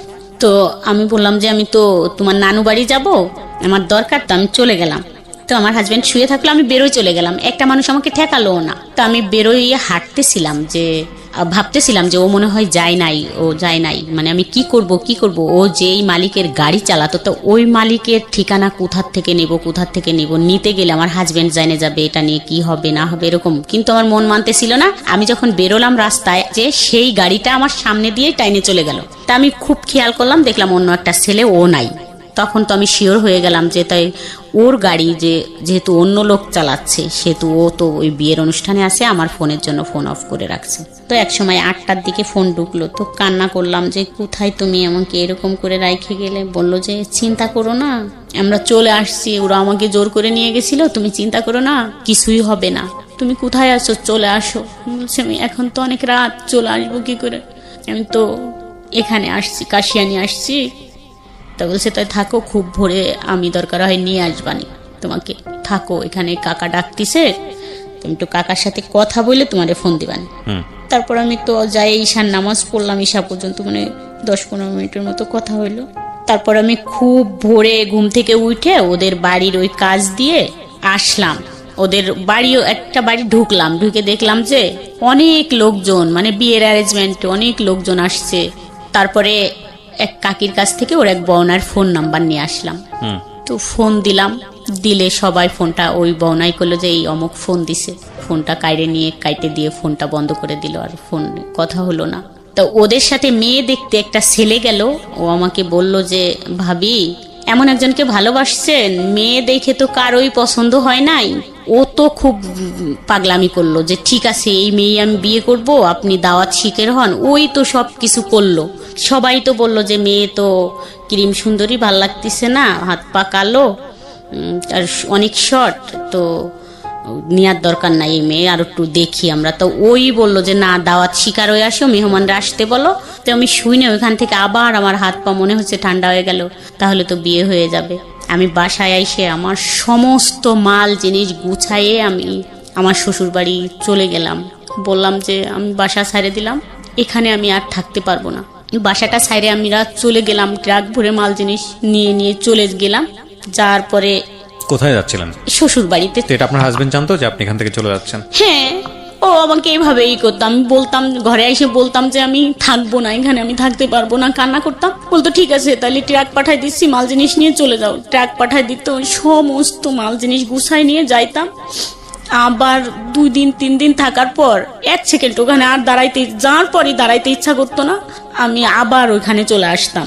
তো আমার জিনিসপত্র নিয়ে আবার চলে আসতাম। হ্যাঁ, আমার হাজবেন্ডের বাসাটা ছাড়তো না, কিন্তু আমাকে কিছু মাল জিনিস দিয়ে, কিছু জিনিস রাখতো, টিভি থাকতো, ফ্রিজ থাকতো, কিন্তু 2টা একটা খাট, ওয়ার্ড্রোব, ড্রেসিং টেবিল এগুলো দিয়ে বলতো যে একটা ট্রাক ভাড়া করে যাও, নিয়ে চলে যাও। আমি চলে যাইতাম। এরকম করতে করতে ছেলে বলল যে এখানে আর থাকা সম্ভব না, রান্না টান্না করে না, খাওয়া দাওয়া সম্ভব না, খেয়ে কতদিন থাকবো। ছেলে মানে কোন ছেলে? আমার ছেলে। মানে বিষয়টা হচ্ছে ছেলেও জানতো যে মা এরকম ভাবে কারোর প্রতি ফলিন, এবং এই কারণে এই জিনিসগুলো হচ্ছে। তাহলে জিনিসটা বোঝেন যে কতটা এক্সট্রিম লেভেলে হলে পরিবারের অন্য সদস্যরাও এটাকে না মেনে উপায় নেই, এরকম একটা জায়গায় চলে গিয়েছিল। জি বলেন। তারপর বুধবারে আমাকে ওর বড় ভাই ফোন দিয়ে বলে যে তুমি কি জানো অমুকের বিয়ে? বললাম না ভাইয়া জানি না তো। ওর তো বিয়ে সোমবারে, তো তোমরা যাইও, বাবুর কথা বললো, আমার ছেলের কথা বললো, ওকে নিয়ে যাইও, আর যাই হোক, যাইও তোমরা, তোমাদের দাওয়াত থাকলো। আমার মনে এরকম হইলো যে বলে দেব, সব কথা বলে দেব, আমি যেহেতু সুখী হইতে পারলাম না তো ওকেও সুখী হইতে দেবো না, এরকম মনে এসে গেল যে যা বলে দিব সবকিছু। তাই বললাম, ওর ভাইকে বললাম যে একটু ফোন দিবেন। ওর ভাই বললাম তো কেবলমাত্র আসছি, তো কালকে হচ্ছে ওর গায়ে হলুদ, আর ওদের বাড়িও গায়ে হলুদ, তা কি কথা বলবেন? আমি যে যাই দিয়েন ফোন। তো যাই হোক, বাবুকে রাইখে আমি যখন সন্ধ্যায় ব্যাকে আসতেছিলাম তখন বাবুর ফোনটা আমাকে দিয়ে দেয়, মানে আমার ছেলে যেই ফোনটা ব্যবহার করে ওই ফোনটা আমাকে দিয়ে দেয়। ও ছোট একটা বাটন ফোন ওকে রাইখে ওকে দেওয়া হয়। তা ও ফেসবুক চালাতো ওই তখন থেকে। তা আমি ওই ফেসবুক দেখতে দেখতে আসতেছিলাম, আমাকে বোঝাই দিল যে আম্মু এইভাবে এভাবে দেখো। তো দেখতে দেখতে আসতে আসতে তখন আমি একটা লেখা পড়লাম যে অধিকার কেউ কাউকে দেয় না, আদায় করে নিতে হয়। কোথায় বললেন? বাসের মধ্যে? হ্যাঁ, বাসের ভিতর এই লেখাটা আমি পড়লাম যে অধিকার কাউকে দেয় না কেউ, কিন্তু আদায় করে নিতে হয়। তখন আমার একটা হলো যে তাহলে আমার অধিকার আমি আদায় করেই নিব। আবার আর একটা হয়ে গেল, মাথার ভিতর ঢুকলো যে একই তো আমি সুখী হইতে দেবো না, বলে দিব আমি এই সব কথা বলবো ওদের, এই জন্য যাতে ও বিয়ের পর কোনোদিন আমাকে ফোন না দিতে পারে। এটা একটা ছিল, আমার পয়েন্ট ছিল যে ও যাতে কোনোদিন আমাকে হ্যালো না বলতে পারে। আর দ্বিতীয়ত অধিকার তো দেবে না, অধিকার আদায় করে নিব, এতে যদি আমার অধিকারটা ফিরে আসবে। তো আমি এসে রাত 11টার দিক ওদের বাড়ির ওইখানে নাইমে দেখি যে গানের শব্দে কান ঝালাপালা। তো আমি আর ফোন টোন দিলাম না, আস্তে হাইটে বাসায় আসলাম। আইসে ঘুমাইতে পারলাম না, শুয়ে থাকলাম। খুব ভোরে উঠছি, একদম ফজরে। তা আমি ওর শ্বশুর বাড়ি গেলাম, ওই যে প্রশ্ন করব যে আমি তোমাকে 4টা প্রশ্ন করলে তুমি কি উত্তর দেবে।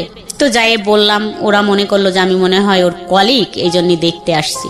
তো যার সাথে বিয়ে সেই মেয়েটাকে ডাকলো, দেখলাম। মেয়ের মাকে বললাম যে আন্টি আমি একটু কথা বলবো, আপনি কি শুনবেন? তা বললো আচ্ছা ঠিক আছে। উনি আমাকে পাশে ডাইকে নিয়ে গেল, নিয়ে আমি ফোন দিলাম। ফোন দিয়ে বললাম আমার ফোনে তো টাকা নাই, ব্যাগ দাও। সাথে সাথে ব্যাগ দিল। ওই মেয়ের খালা আর মা আমার সাথে থাকলো। ব্যাগ দেওয়ার সাথে তো ওই মেয়ের খালা ঢাকা থাকে, খুব চালু। বললো যে বাহ, ভালো ব্যাপার তো, ব্যাগ করতে বলার সাথে ব্যাগ দিয়ে দিল, তাইলে তো কিছু একটা আছে রং। তা বললো যে দেখছিস আপা, ব্যাগ করার বললো যে ব্যাগ দাও, টাকা নাই, সাথে সাথে ব্যাগ দিল, তাইলে তো ওই ছেলের কিছু, মানে আমি কিছুই বলছিলাম না তখন। ওরা বলে যে যাই হোক বিয়ে ভাঙতে গেছে, কিন্তু আসলে আমি বিয়ে ভাঙতে গেছিলাম না। তা আমি ফোনটা হ্যালো বলার সাথেই ওর শাশুড়ি আরেকটা ছেলেকে ডাইকে নিয়ে আসলো। এই ঘুমের থেকে ডাইকে উঠালো, এই আই তো দেখ তো এখানে এটা কি হয়েছে। তা ওই হ্যালো বললো, ব্যাগ দেওয়ার পরে হ্যালো বলার সাথেই ওরা চিল্লাচিল্লি করলে আমি ফোনটা কেটে দিলাম। কাটার সাথেই মানে ফোনটা আমার কাইরে নিয়ে গেল ওই যে মেয়েটা, ওর খালা শাশুড়ি।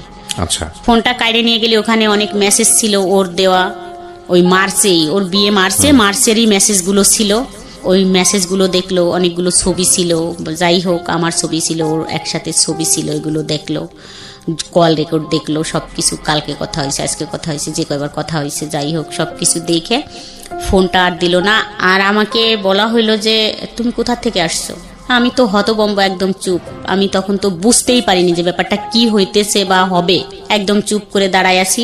তা অনেক সময় দাঁড়ায় আছি, তা একজন বলল যে এই একটা চেয়ার দিয়ে বসুক, বললো না দাঁড়ায় থাক। তা ওরা হইচই করলো, ওই গ্রামের মাতুব্বর, মেম্বার, চেয়ারম্যান, যত মানুষ ছিল সবাই আসলো।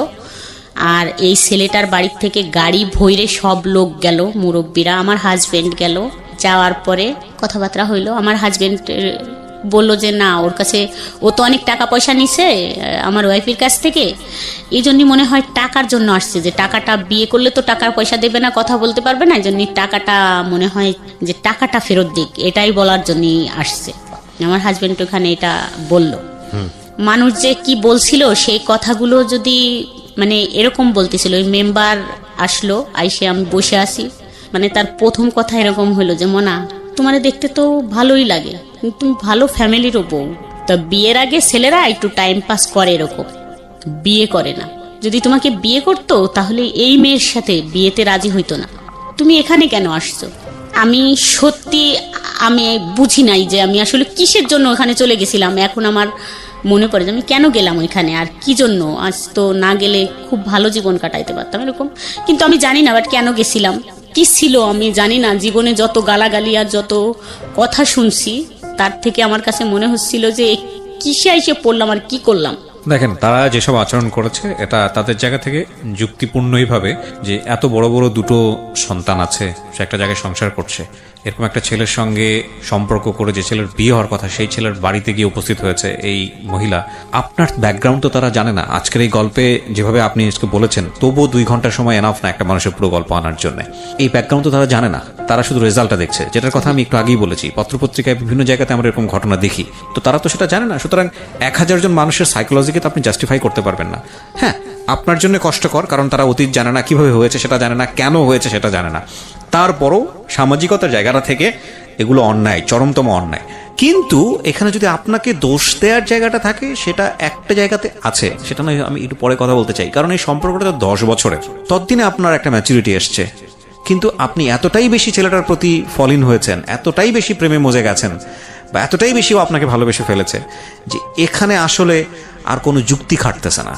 মানে মেয়ে বড় হয়ে গেছে, মেয়ের জামাই হয়েছে, মেয়ের বিয়ে শাদী হয়ে গেছে, ছেলে এত বড় হয়ে গেছে। আজকে আপনি ছেলেকে সাথে করে নিয়ে এসছেন স্টুডিওতে, স্টুডিওর বাইরে আপনার ছেলে অপেক্ষা করছে।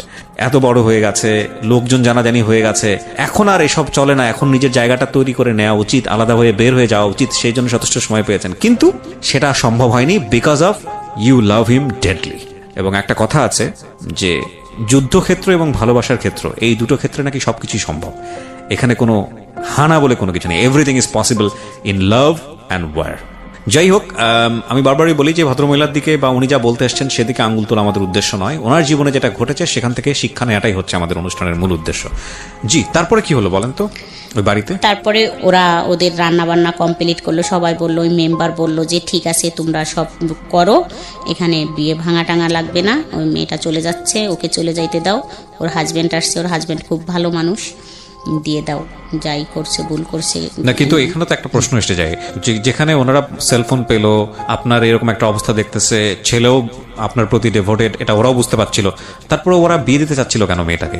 ওই ছেলেটার ওদের সম্পূর্ণ কাজ কমপ্লিট হয়ে গেছে, বিয়ের ডেট পড়ে গেছে, দাওয়াত হয়েছে, মেহমান অতিথি এসে গেছে, টাকা পয়সা। দেখেন, আমাদের সামাজিক দৃষ্টিভঙ্গির এই জায়গাগুলোর পরিবর্তন খুব জরুরি, খুব জরুরি। পরিবর্তন যে হচ্ছে না তা না, তবে পরিবর্তনগুলো খুব জরুরি। এটা অস্বীকার করার কোনো উপায় নাই যে একটা মেয়ের বিয়ের অনুষ্ঠান সবকিছু প্ল্যান হওয়ার পরে যখন বিয়েটা ভেঙে যায়, তখন পরবর্তীতে ওই মেয়েটার সামাজিকভাবে বিয়ে হওয়াটা কতটা কঠিন আমাদের সমাজে। তাহলে চিন্তা করে দেখুন যে এত কিছু জানার পরেও কেন মানুষ বাধ্য হচ্ছে এই ছেলেটার সঙ্গে এই মেয়েটাকে না মানে বিয়ে দেওয়ার জন্য। মানে আমাদের সমাজ ব্যবস্থা এই জায়গাটায় কতটা কঠিন। আমরা সামাজিক সচেতনতার জন্য এত কিছু করি, আমরা এত কিছু করি, এত এত এত বিষয়গুলো নিয়ে আসি, কিন্তু এই বিষয়গুলো আমরা কেন আনি না? এই বিষয়গুলো নিয়ে মানুষকে আমরা কেন বেশি বেশি কথা বলার সুযোগ দিই না? আমাদের এই সামাজিক চিরায়ত এই যে প্রতিবন্ধকতাগুলো একটা মেয়ের জন্য বা একটা মানুষের জন্য, এগুলো নিয়ে আমরা কেন কথা বলি না? এগুলো নিয়ে আমরা কেন ওপেন টক করি না, যাতে করে এই জায়গাগুলোর পরিবর্তন হয়? খুবই জরুরি। তো কি হলো এরপরে? ওই ছেলেটার কি হলো, আপনি যাকে লাভ করতেন? তারপরে ও ওখান থেকে ওদের তো সবাই মেম্বার বলে দিল, পরে আমার হাজবেন্ড আমাকে নিয়ে আসলো, আইনে আমার শ্বশুর বাড়িতে আমাকে রাইখে দিল, মানে বাসায় আর আনলো না। আর আমার ছেলে তো তখন ঢাকায় দিয়েই আসছে, যে শনিবারের দিন আর রবিবারের দিন এই ঘটনা। তো ও আমাকে ওই বাড়ি রাইখে আসলো, একটা টু শব্দও করে নাই, ও আমাকে মারেও নাই, গালাগালিও করে নাই, কিছুই বলে নাই। এমনকি বলে নাই তুমি কাজটা ভালো করো নাই, এরকমও বলে নাই। শুধু বলছে যে আমার সম্মানটা নষ্ট করে দিলে। ওই দিন থাকলাম না, মানে 2 ঘন্টার মতো ছিলাম। তারপরে আমি ওখান থেকে আবার চলে আসলাম, মানে আমার বাসায়। মানে আমি ওখানে দাঁড়াইতে পারতেছিলাম না। আমি বললাম যে এখানে থাকলে আমি মরে যাবানি, তারপর দেখে নেন, আমি কিন্তু এই ঘরে দিলে আমি গলায় দড়ি দিয়ে মরে যাব, কিন্তু আমাকে যাইতে দেয়। তাই বললো ঠিক আছে, তাই তুই চলে যা। তুই কি এবার ফাজলামি করবি? আমি বলছি না, কোনো ফাজলামি করবো না, আমি জাস্ট বাসায় চলে যাব। তারপর আমি সন্ধ্যায় বাসায় চলে আসলাম। তার মানে বিষয়টা কি? মানে ফ্যামিলি থেকে শুরু করে এমন কেউ জানে না, এমন কেউ ইনভলভ ছিল না আপনাদের মধ্যে। আর আপনার হাজবেন্ড কোনো কিছু করতে পারছে না। আমার কাছে কেন জানি মনে হয় যে শাসন করা বা কোনো কিছু নিয়ন্ত্রণ করার একটা সীমা থাকে। সীমার অতিরিক্ত যখন কোনো কিছু হয়ে যায়, তখন আর একটা মানুষের কিছু করার থাকে না। আইদার আপনাকে সেটা মেনে নিতে হবে, অথবা জীবন থেকে সেটা ডিলিট করতে হবে। তো আপনার হাজবেন্ড মনে হয় মেনেই নিয়েছিল, এছাড়া তারা কিছু বলার থাকে না। বিয়েটা হয়েছে কত বছর ছেলেটার? 17 মার্চের 20 তারিখ। এরপরে 2 বছর আপনার যাকে উনি বিয়ে করেছে তিনি কি জানে যে আপনাদের মধ্যে? ইনফ্যাক্ট বিয়ের দিনই তো জেনে গেছে, সেটা তো আসলে নতুন করে বলার কিছু নাই। এখন আপনি কোথায় থাকেন? ওই এরকম ডিস্টেন্সে আছেন নাকি অন্য কোথাও শিফট হয়ে গেছেন? আগের জায়গাতেই আছেন নাকি শিফট হয়ে গেছেন? এখানে না, আগের জায়গাতেই আছি। মানে সেই বাসাটা ছেড়ে দিছি আমরা, ওদের বাড়ির পাশে এই বাসাটা। আমি কিন্তু অনেক সিম মানে চেঞ্জ করছি, সিম চেঞ্জ করে ফেলতাম। ও বাসায় এসে এরকম করে মানে নাম্বার নিয়ে যাইতো। তারপর ওই বাসাটাও চেঞ্জ করে ফেলি। ওইভাবে কথা বলে, যেখানে আমাদের দেখা যায় সেখানে দাঁড়ায় থাকে, মানে অনেক অনুরোধ করে দূর থেকে একটু ফোনটা খোলো, 1 মিনিট কথা বলে, এরকম বলে। ও বিয়ে করছিল কেন? এখন এইটা বিয়ে করছে তার বাবা মা দিছে, মানে ফ্যামিলির থেকে দিছে। তার ফ্যামিলি তো আপনাকেও এক অর্থে অ্যাকসেপ্ট করেছিল। হ্যাঁ। তারপরে আপনি যেহেতু সংসারে হ্যাপি ছিলেন না, তো আপনি চাইলে ডিভোর্স দিয়ে আপনি ওকে বিয়ে করতে পারতেন। ওর সংসারের দিক থেকেও একটা ধরনের সাপোর্ট ছিল, তো আপনারা বিয়েটা করেননি কেন? ও যে বললে সে ভুল হয়ে গেছে, ভুলটা কেন হয়েছে? এটা তো জানি না যে কেন করছে। ওর ফ্যামিলির থেকে এখন বলে যে আমাকে জোর করে বিয়ে দিয়েছে আমার ফ্যামিলির থেকে। আসলে কি আপনার মনে হয় এটা ওর ফ্যামিলি সেটা করতে পারে? কারণ আপনি তো ফ্যামিলিতে যাওয়া আসা ছিল আপনার। ফ্যামিলির থেকে না। আপনি আপনার বয়স কত বলছিলেন শুরুতে? 34। আমি একটা কথা আপনাকে বলি, মানে আপনার বয়সের জায়গা থেকে, অভিজ্ঞতার জায়গাটা থেকে, আমি আমার নিজের জায়গা থেকে যতটুকু বুঝেছি, প্রথমত আপনার পক্ষে কিছু বলি। আপনার পক্ষে আমি বিপক্ষে কিছুই বলিনি এখন পর্যন্ত, পক্ষে কিছু বলি।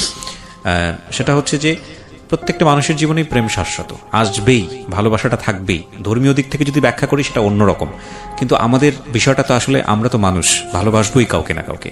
আপনি মানুষ হিসেবে আপনার সাথে যে ঘটনাগুলো ঘটে গেছে সেখানে আপনি একটা মানুষকে ভালোবেসেছেন, এটার মধ্যে কাউকে ভালোবাসা অন্যায় কোনো কিছু না, আমি আমার জায়গা থেকে যেটা মনে করি। কিন্তু একটা বিষয় হচ্ছে কি, মানে আমি গাছের বীজ রোপণ করলাম, সে গাছটা বড় হবে, তারপরে সে গাছটার পরিচর্যার ব্যাপার আছে, তারপরে সেই গাছটাতে ফল আসবে, তারপরে সেখান থেকে বীজ হবে, সেখানে আবার নতুন একটা গাছ হবে, তাই না? এটাই তো নিয়ম, প্রাকৃতিকভাবে এটি নিয়ম। কিন্তু বিষয় হয়ে গেছে এরকম যে আপনার জীবনটা এরকম যে বীজ রোপণ হয়েছে, তার 3 দিন পরে আপনার গাছে ফল ধরেছে, এরকম একটা বিষয়। মানে আপনার জীবনের সময় পরিক্রমে এটা কিছু জিনিস আপনি জীবনে বুঝেননি, তার আগেই বাচ্চা কাচ্চার মা হয়ে গেছেন। প্রেমের আগেই বিয়ে, বিয়ের পরে বিয়ে বুঝতে না বুঝতেই, একটা মানুষ বুঝতে না বুঝতেই, একটা পুরুষ মানুষ কি, একটা স্বামী কি, সেটা বুঝতে না বুঝতেই আপনি বাচ্চা কাচ্চার মা হয়ে গেছেন। এখন এই ঘটনাগুলোর প্রেক্ষাপটে আপনার যদি জীবনের যে প্রেমটা, সেটাকে যদি কেউ আলোচনা করে, তাহলে আপনার ফিলিংসটা কেউ বুঝতে পারবে না। যে এই মহিলার 2টা বাচ্চা আছে, এই মহিলার একটা সংসার ছিল, এগুলা থুয়ে সে আরেকটা অবিবাহিত ছেলের সঙ্গে এইসব ঘটনা ঘটিয়ে বেড়াচ্ছে। আমাদের সমাজটা এরকমই। কিন্তু এগুলো বাদ দিয়ে যদি আপনার বয়সটাকে চিন্তা করে, এগুলো বাদ দিয়ে আপনি কোন পরিবেশে বড় হয়ে একটা মানুষের প্রতি ফলিন হয়েছেন সেটাকে যদি চিন্তা করে, তাহলে আপনার প্রতি মানুষের একটা অন্য ধরনের সিম্প্যাথি গ্রো করবে।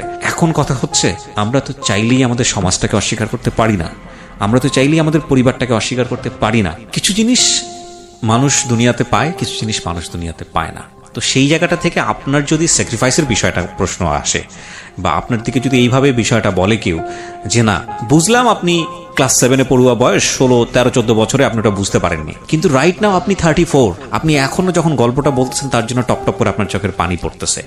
এইটা তো বেমানান, এইটা তো অন্যায়। এই জায়গাটায় যদি কেউ আপনাকে প্রশ্ন করে, তাহলে এই প্রশ্নটা অযৌক্তিক হবে না। তো আমাদের প্রত্যেকেরই জীবনই না, মানে কোনো না কোনো দিক থেকে অপূর্ণ। আপনি মনে করে নেন যে আপনি যে কাজটা করছেন, যেটা হয়েছে, এটা আপনার জন্য ছিল না, এটা একটা ট্রায়াল লাইফ ছিল, এবং এটা আপনার অপূর্ণতায় থাকবে। কিন্তু এত কিছুর মধ্যেও আল্লাহ কিন্তু আপনার সেফ সাইড অনেক কিছু রেখেছে, বিশেষ করে আপনার ছেলে মেয়ে এবং বিশেষ করে আপনার হাজব্যান্ড। যাই কিছু হোক না কেন, এই মানুষটা আপনাকে সাপোর্ট দিয়েছে, একটা পর্যায়ে সাপোর্ট দিয়েছে, নইলে 20 বছর আপনার সঙ্গে থাকার কথা না, যত দুর্বলতায় থাকুক না কেন। আমার মনে হয় যে এখানে আপনার নিজেকে এখন অনেক বেশি শুধরে নিয়ে সামনের দিনগুলো দেখা উচিত। ও তো ওইখানে সুখী নাই আর। এই ছেলে আমাকে দেখেন কিভাবে ব্ল্যাকমেইল করে চলছে এখন, এটাই আমি বলতে আসছি। ও তো অবশ্যই শুনবে, ও আমাকে এখন কিভাবে ব্ল্যাকমেইল করে যাচ্ছে, এটা খুব ভয়ঙ্কর। না, ব্ল্যাকমেইল বলতে মানে কি, আপনার কোনো কিছু সে ফাঁস করে দিবে বা এরকম কোনো না, কিছু? এরকম ব্ল্যাকমেইল না, যেমন আমার ইমোশনাল ব্ল্যাকমেইল। আমি এখানে আপনাকে একটা আনসার আমি আপনাকে দিতাম, এই যে এই আনসারটা দিয়ে অনুষ্ঠানটা শেষ হয়ে যাবে। ও আপনাকে সারাটা জীবন এই কাজটা করবে, কারণ আপনার দিক থেকে গল্পটা আমি শুনেছি, এই বিয়ে করার পেছনে ও যার একটা বিয়ে করেছে সেখানে আপনার কোনো ফল্ট ছিল না, আপনার কথা যদি তুমি বিশ্বাস করে নিই। ও ওর মতো করে একটা বিয়ে করেছে, সে কোনোভাবেই এটা প্রমাণ করতে পারবে না যে সে রাইট ছিল তার জায়গাটা থেকে। আপনি আপনার জায়গা থেকে আপনার একটা বড় ধরনের ডেফিসিট ছিল, আপনি ফলিন হয়ে গেছেন, বুঝলাম আমি, সেটাও ভুল, ভয়ঙ্করতম ভুল। কিন্তু সেই ভুলটা যে আপনি করছেন সেটা তো আপনি বুঝে নিনি, তার আগে আপনি ভুল করে ফেলছেন। কেউ আপনাকে সেই শিক্ষাটা দেয়নি, পারিবারিক সেই শিক্ষাটা ছিল না, সামাজিক সে অবস্থাটা ছিল না, কিন্তু ওর তো ওই শিক্ষাটা থাকা উচিত ছিল। এবং বুঝলাম ও 2 দিনের জন্য ঘটনা ঘটে গেছে, হঠাৎ করে ঘটে গেছে না, এটা 12 বছর ধরে কন্টিনিউ করেছে, 12-13 বছর ধরে কন্টিনিউ করেছে। এবং একজন, আমি আবারও বলছি, পবিত্র কোরআনের হাফেজ সে, এবং দিন এলেম চলা মানুষ, আপনাকে জ্ঞান দিত ধর্ম সম্পর্কে, এটা করো, ওইটা করো, এটা মেনে চলো, তার পক্ষে এটা করাটা উচিতই হয়নি, এবং এটা ভয়ঙ্করতম অন্যায়, ভয়ঙ্করতম পাপ। তো সেই জায়গাটা থেকে আপনাকে আমি শুধু একটা কথা বলতে চাই, তাকে আমি জাজমেন্টে না নেই, এটা ভয়ঙ্কর, মানে এটা অন্যায় হবে। আমি আপনাকে যেটা বলতে পারি, সে সারা জীবন এরকম করুক, আপনাকে ধরে নিতে হবে যে না, এই দরজাটা আমি বন্ধ করে দিয়েছি, এই দরজা আর কখনোই যেন ওপেন না হয়। কারণ এই দরজা যদি ওপেন হয়, এই দরজা একদম জাহান্নাম, এবং এই দরজা মানেই হচ্ছে যে অশান্তি অশান্তি অশান্তি আর অশান্তি। শেষ বেলায় এসে যারা শুনলেন তাদের উদ্দেশ্যে একটা কথাই বলতে চাই, আমি অনেক কথা বলে ফেলেছি আজকে, প্রয়োজন ছিল বলেই, যে কেউই আসলে খারাপ না, আমাদেরকে পরিস্থিতি বাধ্য করে খারাপ হওয়ার জন্য। আর সবসময় একটা কথা মনে রাখবেন, আপনি যার দিকে আঙ্গুল তুলছেন, যাকে আপনি খারাপ বলছেন, যাকে আপনি একদিনের জন্য কষ্ট দিচ্ছেন, এমনও তো হতে পারে তার বিশেষ কোনো গুণ আল্লাহর কাছে এত প্রিয় যে আল্লাহ তাকে ক্ষমা করে রেখেছেন বা আল্লাহ তাকে ক্ষমা করবেন। সুতরাং এই বিষয়গুলো আমরা না করি, কারণ আমরা তো জানি না যাকে আমি খারাপ বলছি বা যাকে আমি কষ্ট দিচ্ছি এমনও তো হতে পারে কালকের দিনটা আমার জন্য তার চেয়েও ভয়ঙ্কর রকমের কষ্টের। আর ওই সেদিন এক ফ্রেন্ডের সঙ্গে গল্প করছিলাম যে কোনো অপরচুনিটি আসলে তার জন্য না, যে কোনো অপরচুনিটি মানে আমার ক্ষেত্রে যে কোনো অপরচুনিটি আসলে আমার জন্যই। যেমন ধরেন একজন ভিক্ষুক মানুষ, সে যদি এসে আপনার কাছে হাত পাতে, আপনি যদি মনে করেন যে ভিক্ষুককে 10 টাকা দেওয়া মানে হচ্ছে ভিক্ষুককে হেল্প করা, দ্যাট ইজ অ্যাকচুয়ালি রং, কারণ ওই 10 টাকা দেওয়া মানে আপনি নিজেকে হেল্প করলেন, if you believe religion. So যে কোনো অপরচুনিটি গ্র্যাব করা উচিত for the future. So thank you so much, ভালো থাকেন। আর আমাদের সোসাইটিতে এই ধরনের অপরাধগুলো হরহামেশাই হচ্ছে, এগুলো খুব এক্সট্রিম লেভেলে চলে যায়। অনেক সময় দেখা যায় হাজব্যান্ডকে খুন করে ফেলছে, অনেক সময় দেখা যায় বাচ্চাকেও খুন করে ফেলছে, এতটা এক্সট্রিম লেভেলে চলে যায়। তাদেরকে আমি শুধু একটা কথাই বলবো, প্লিজ কোনো জিনিস ধ্বংস করে সেটার ওপর দাঁড়িয়ে সুখী হওয়া যায় না। So do not do this. ভালোবাসার যে ইমোশন সেটা ভয়ঙ্কর রকমভাবে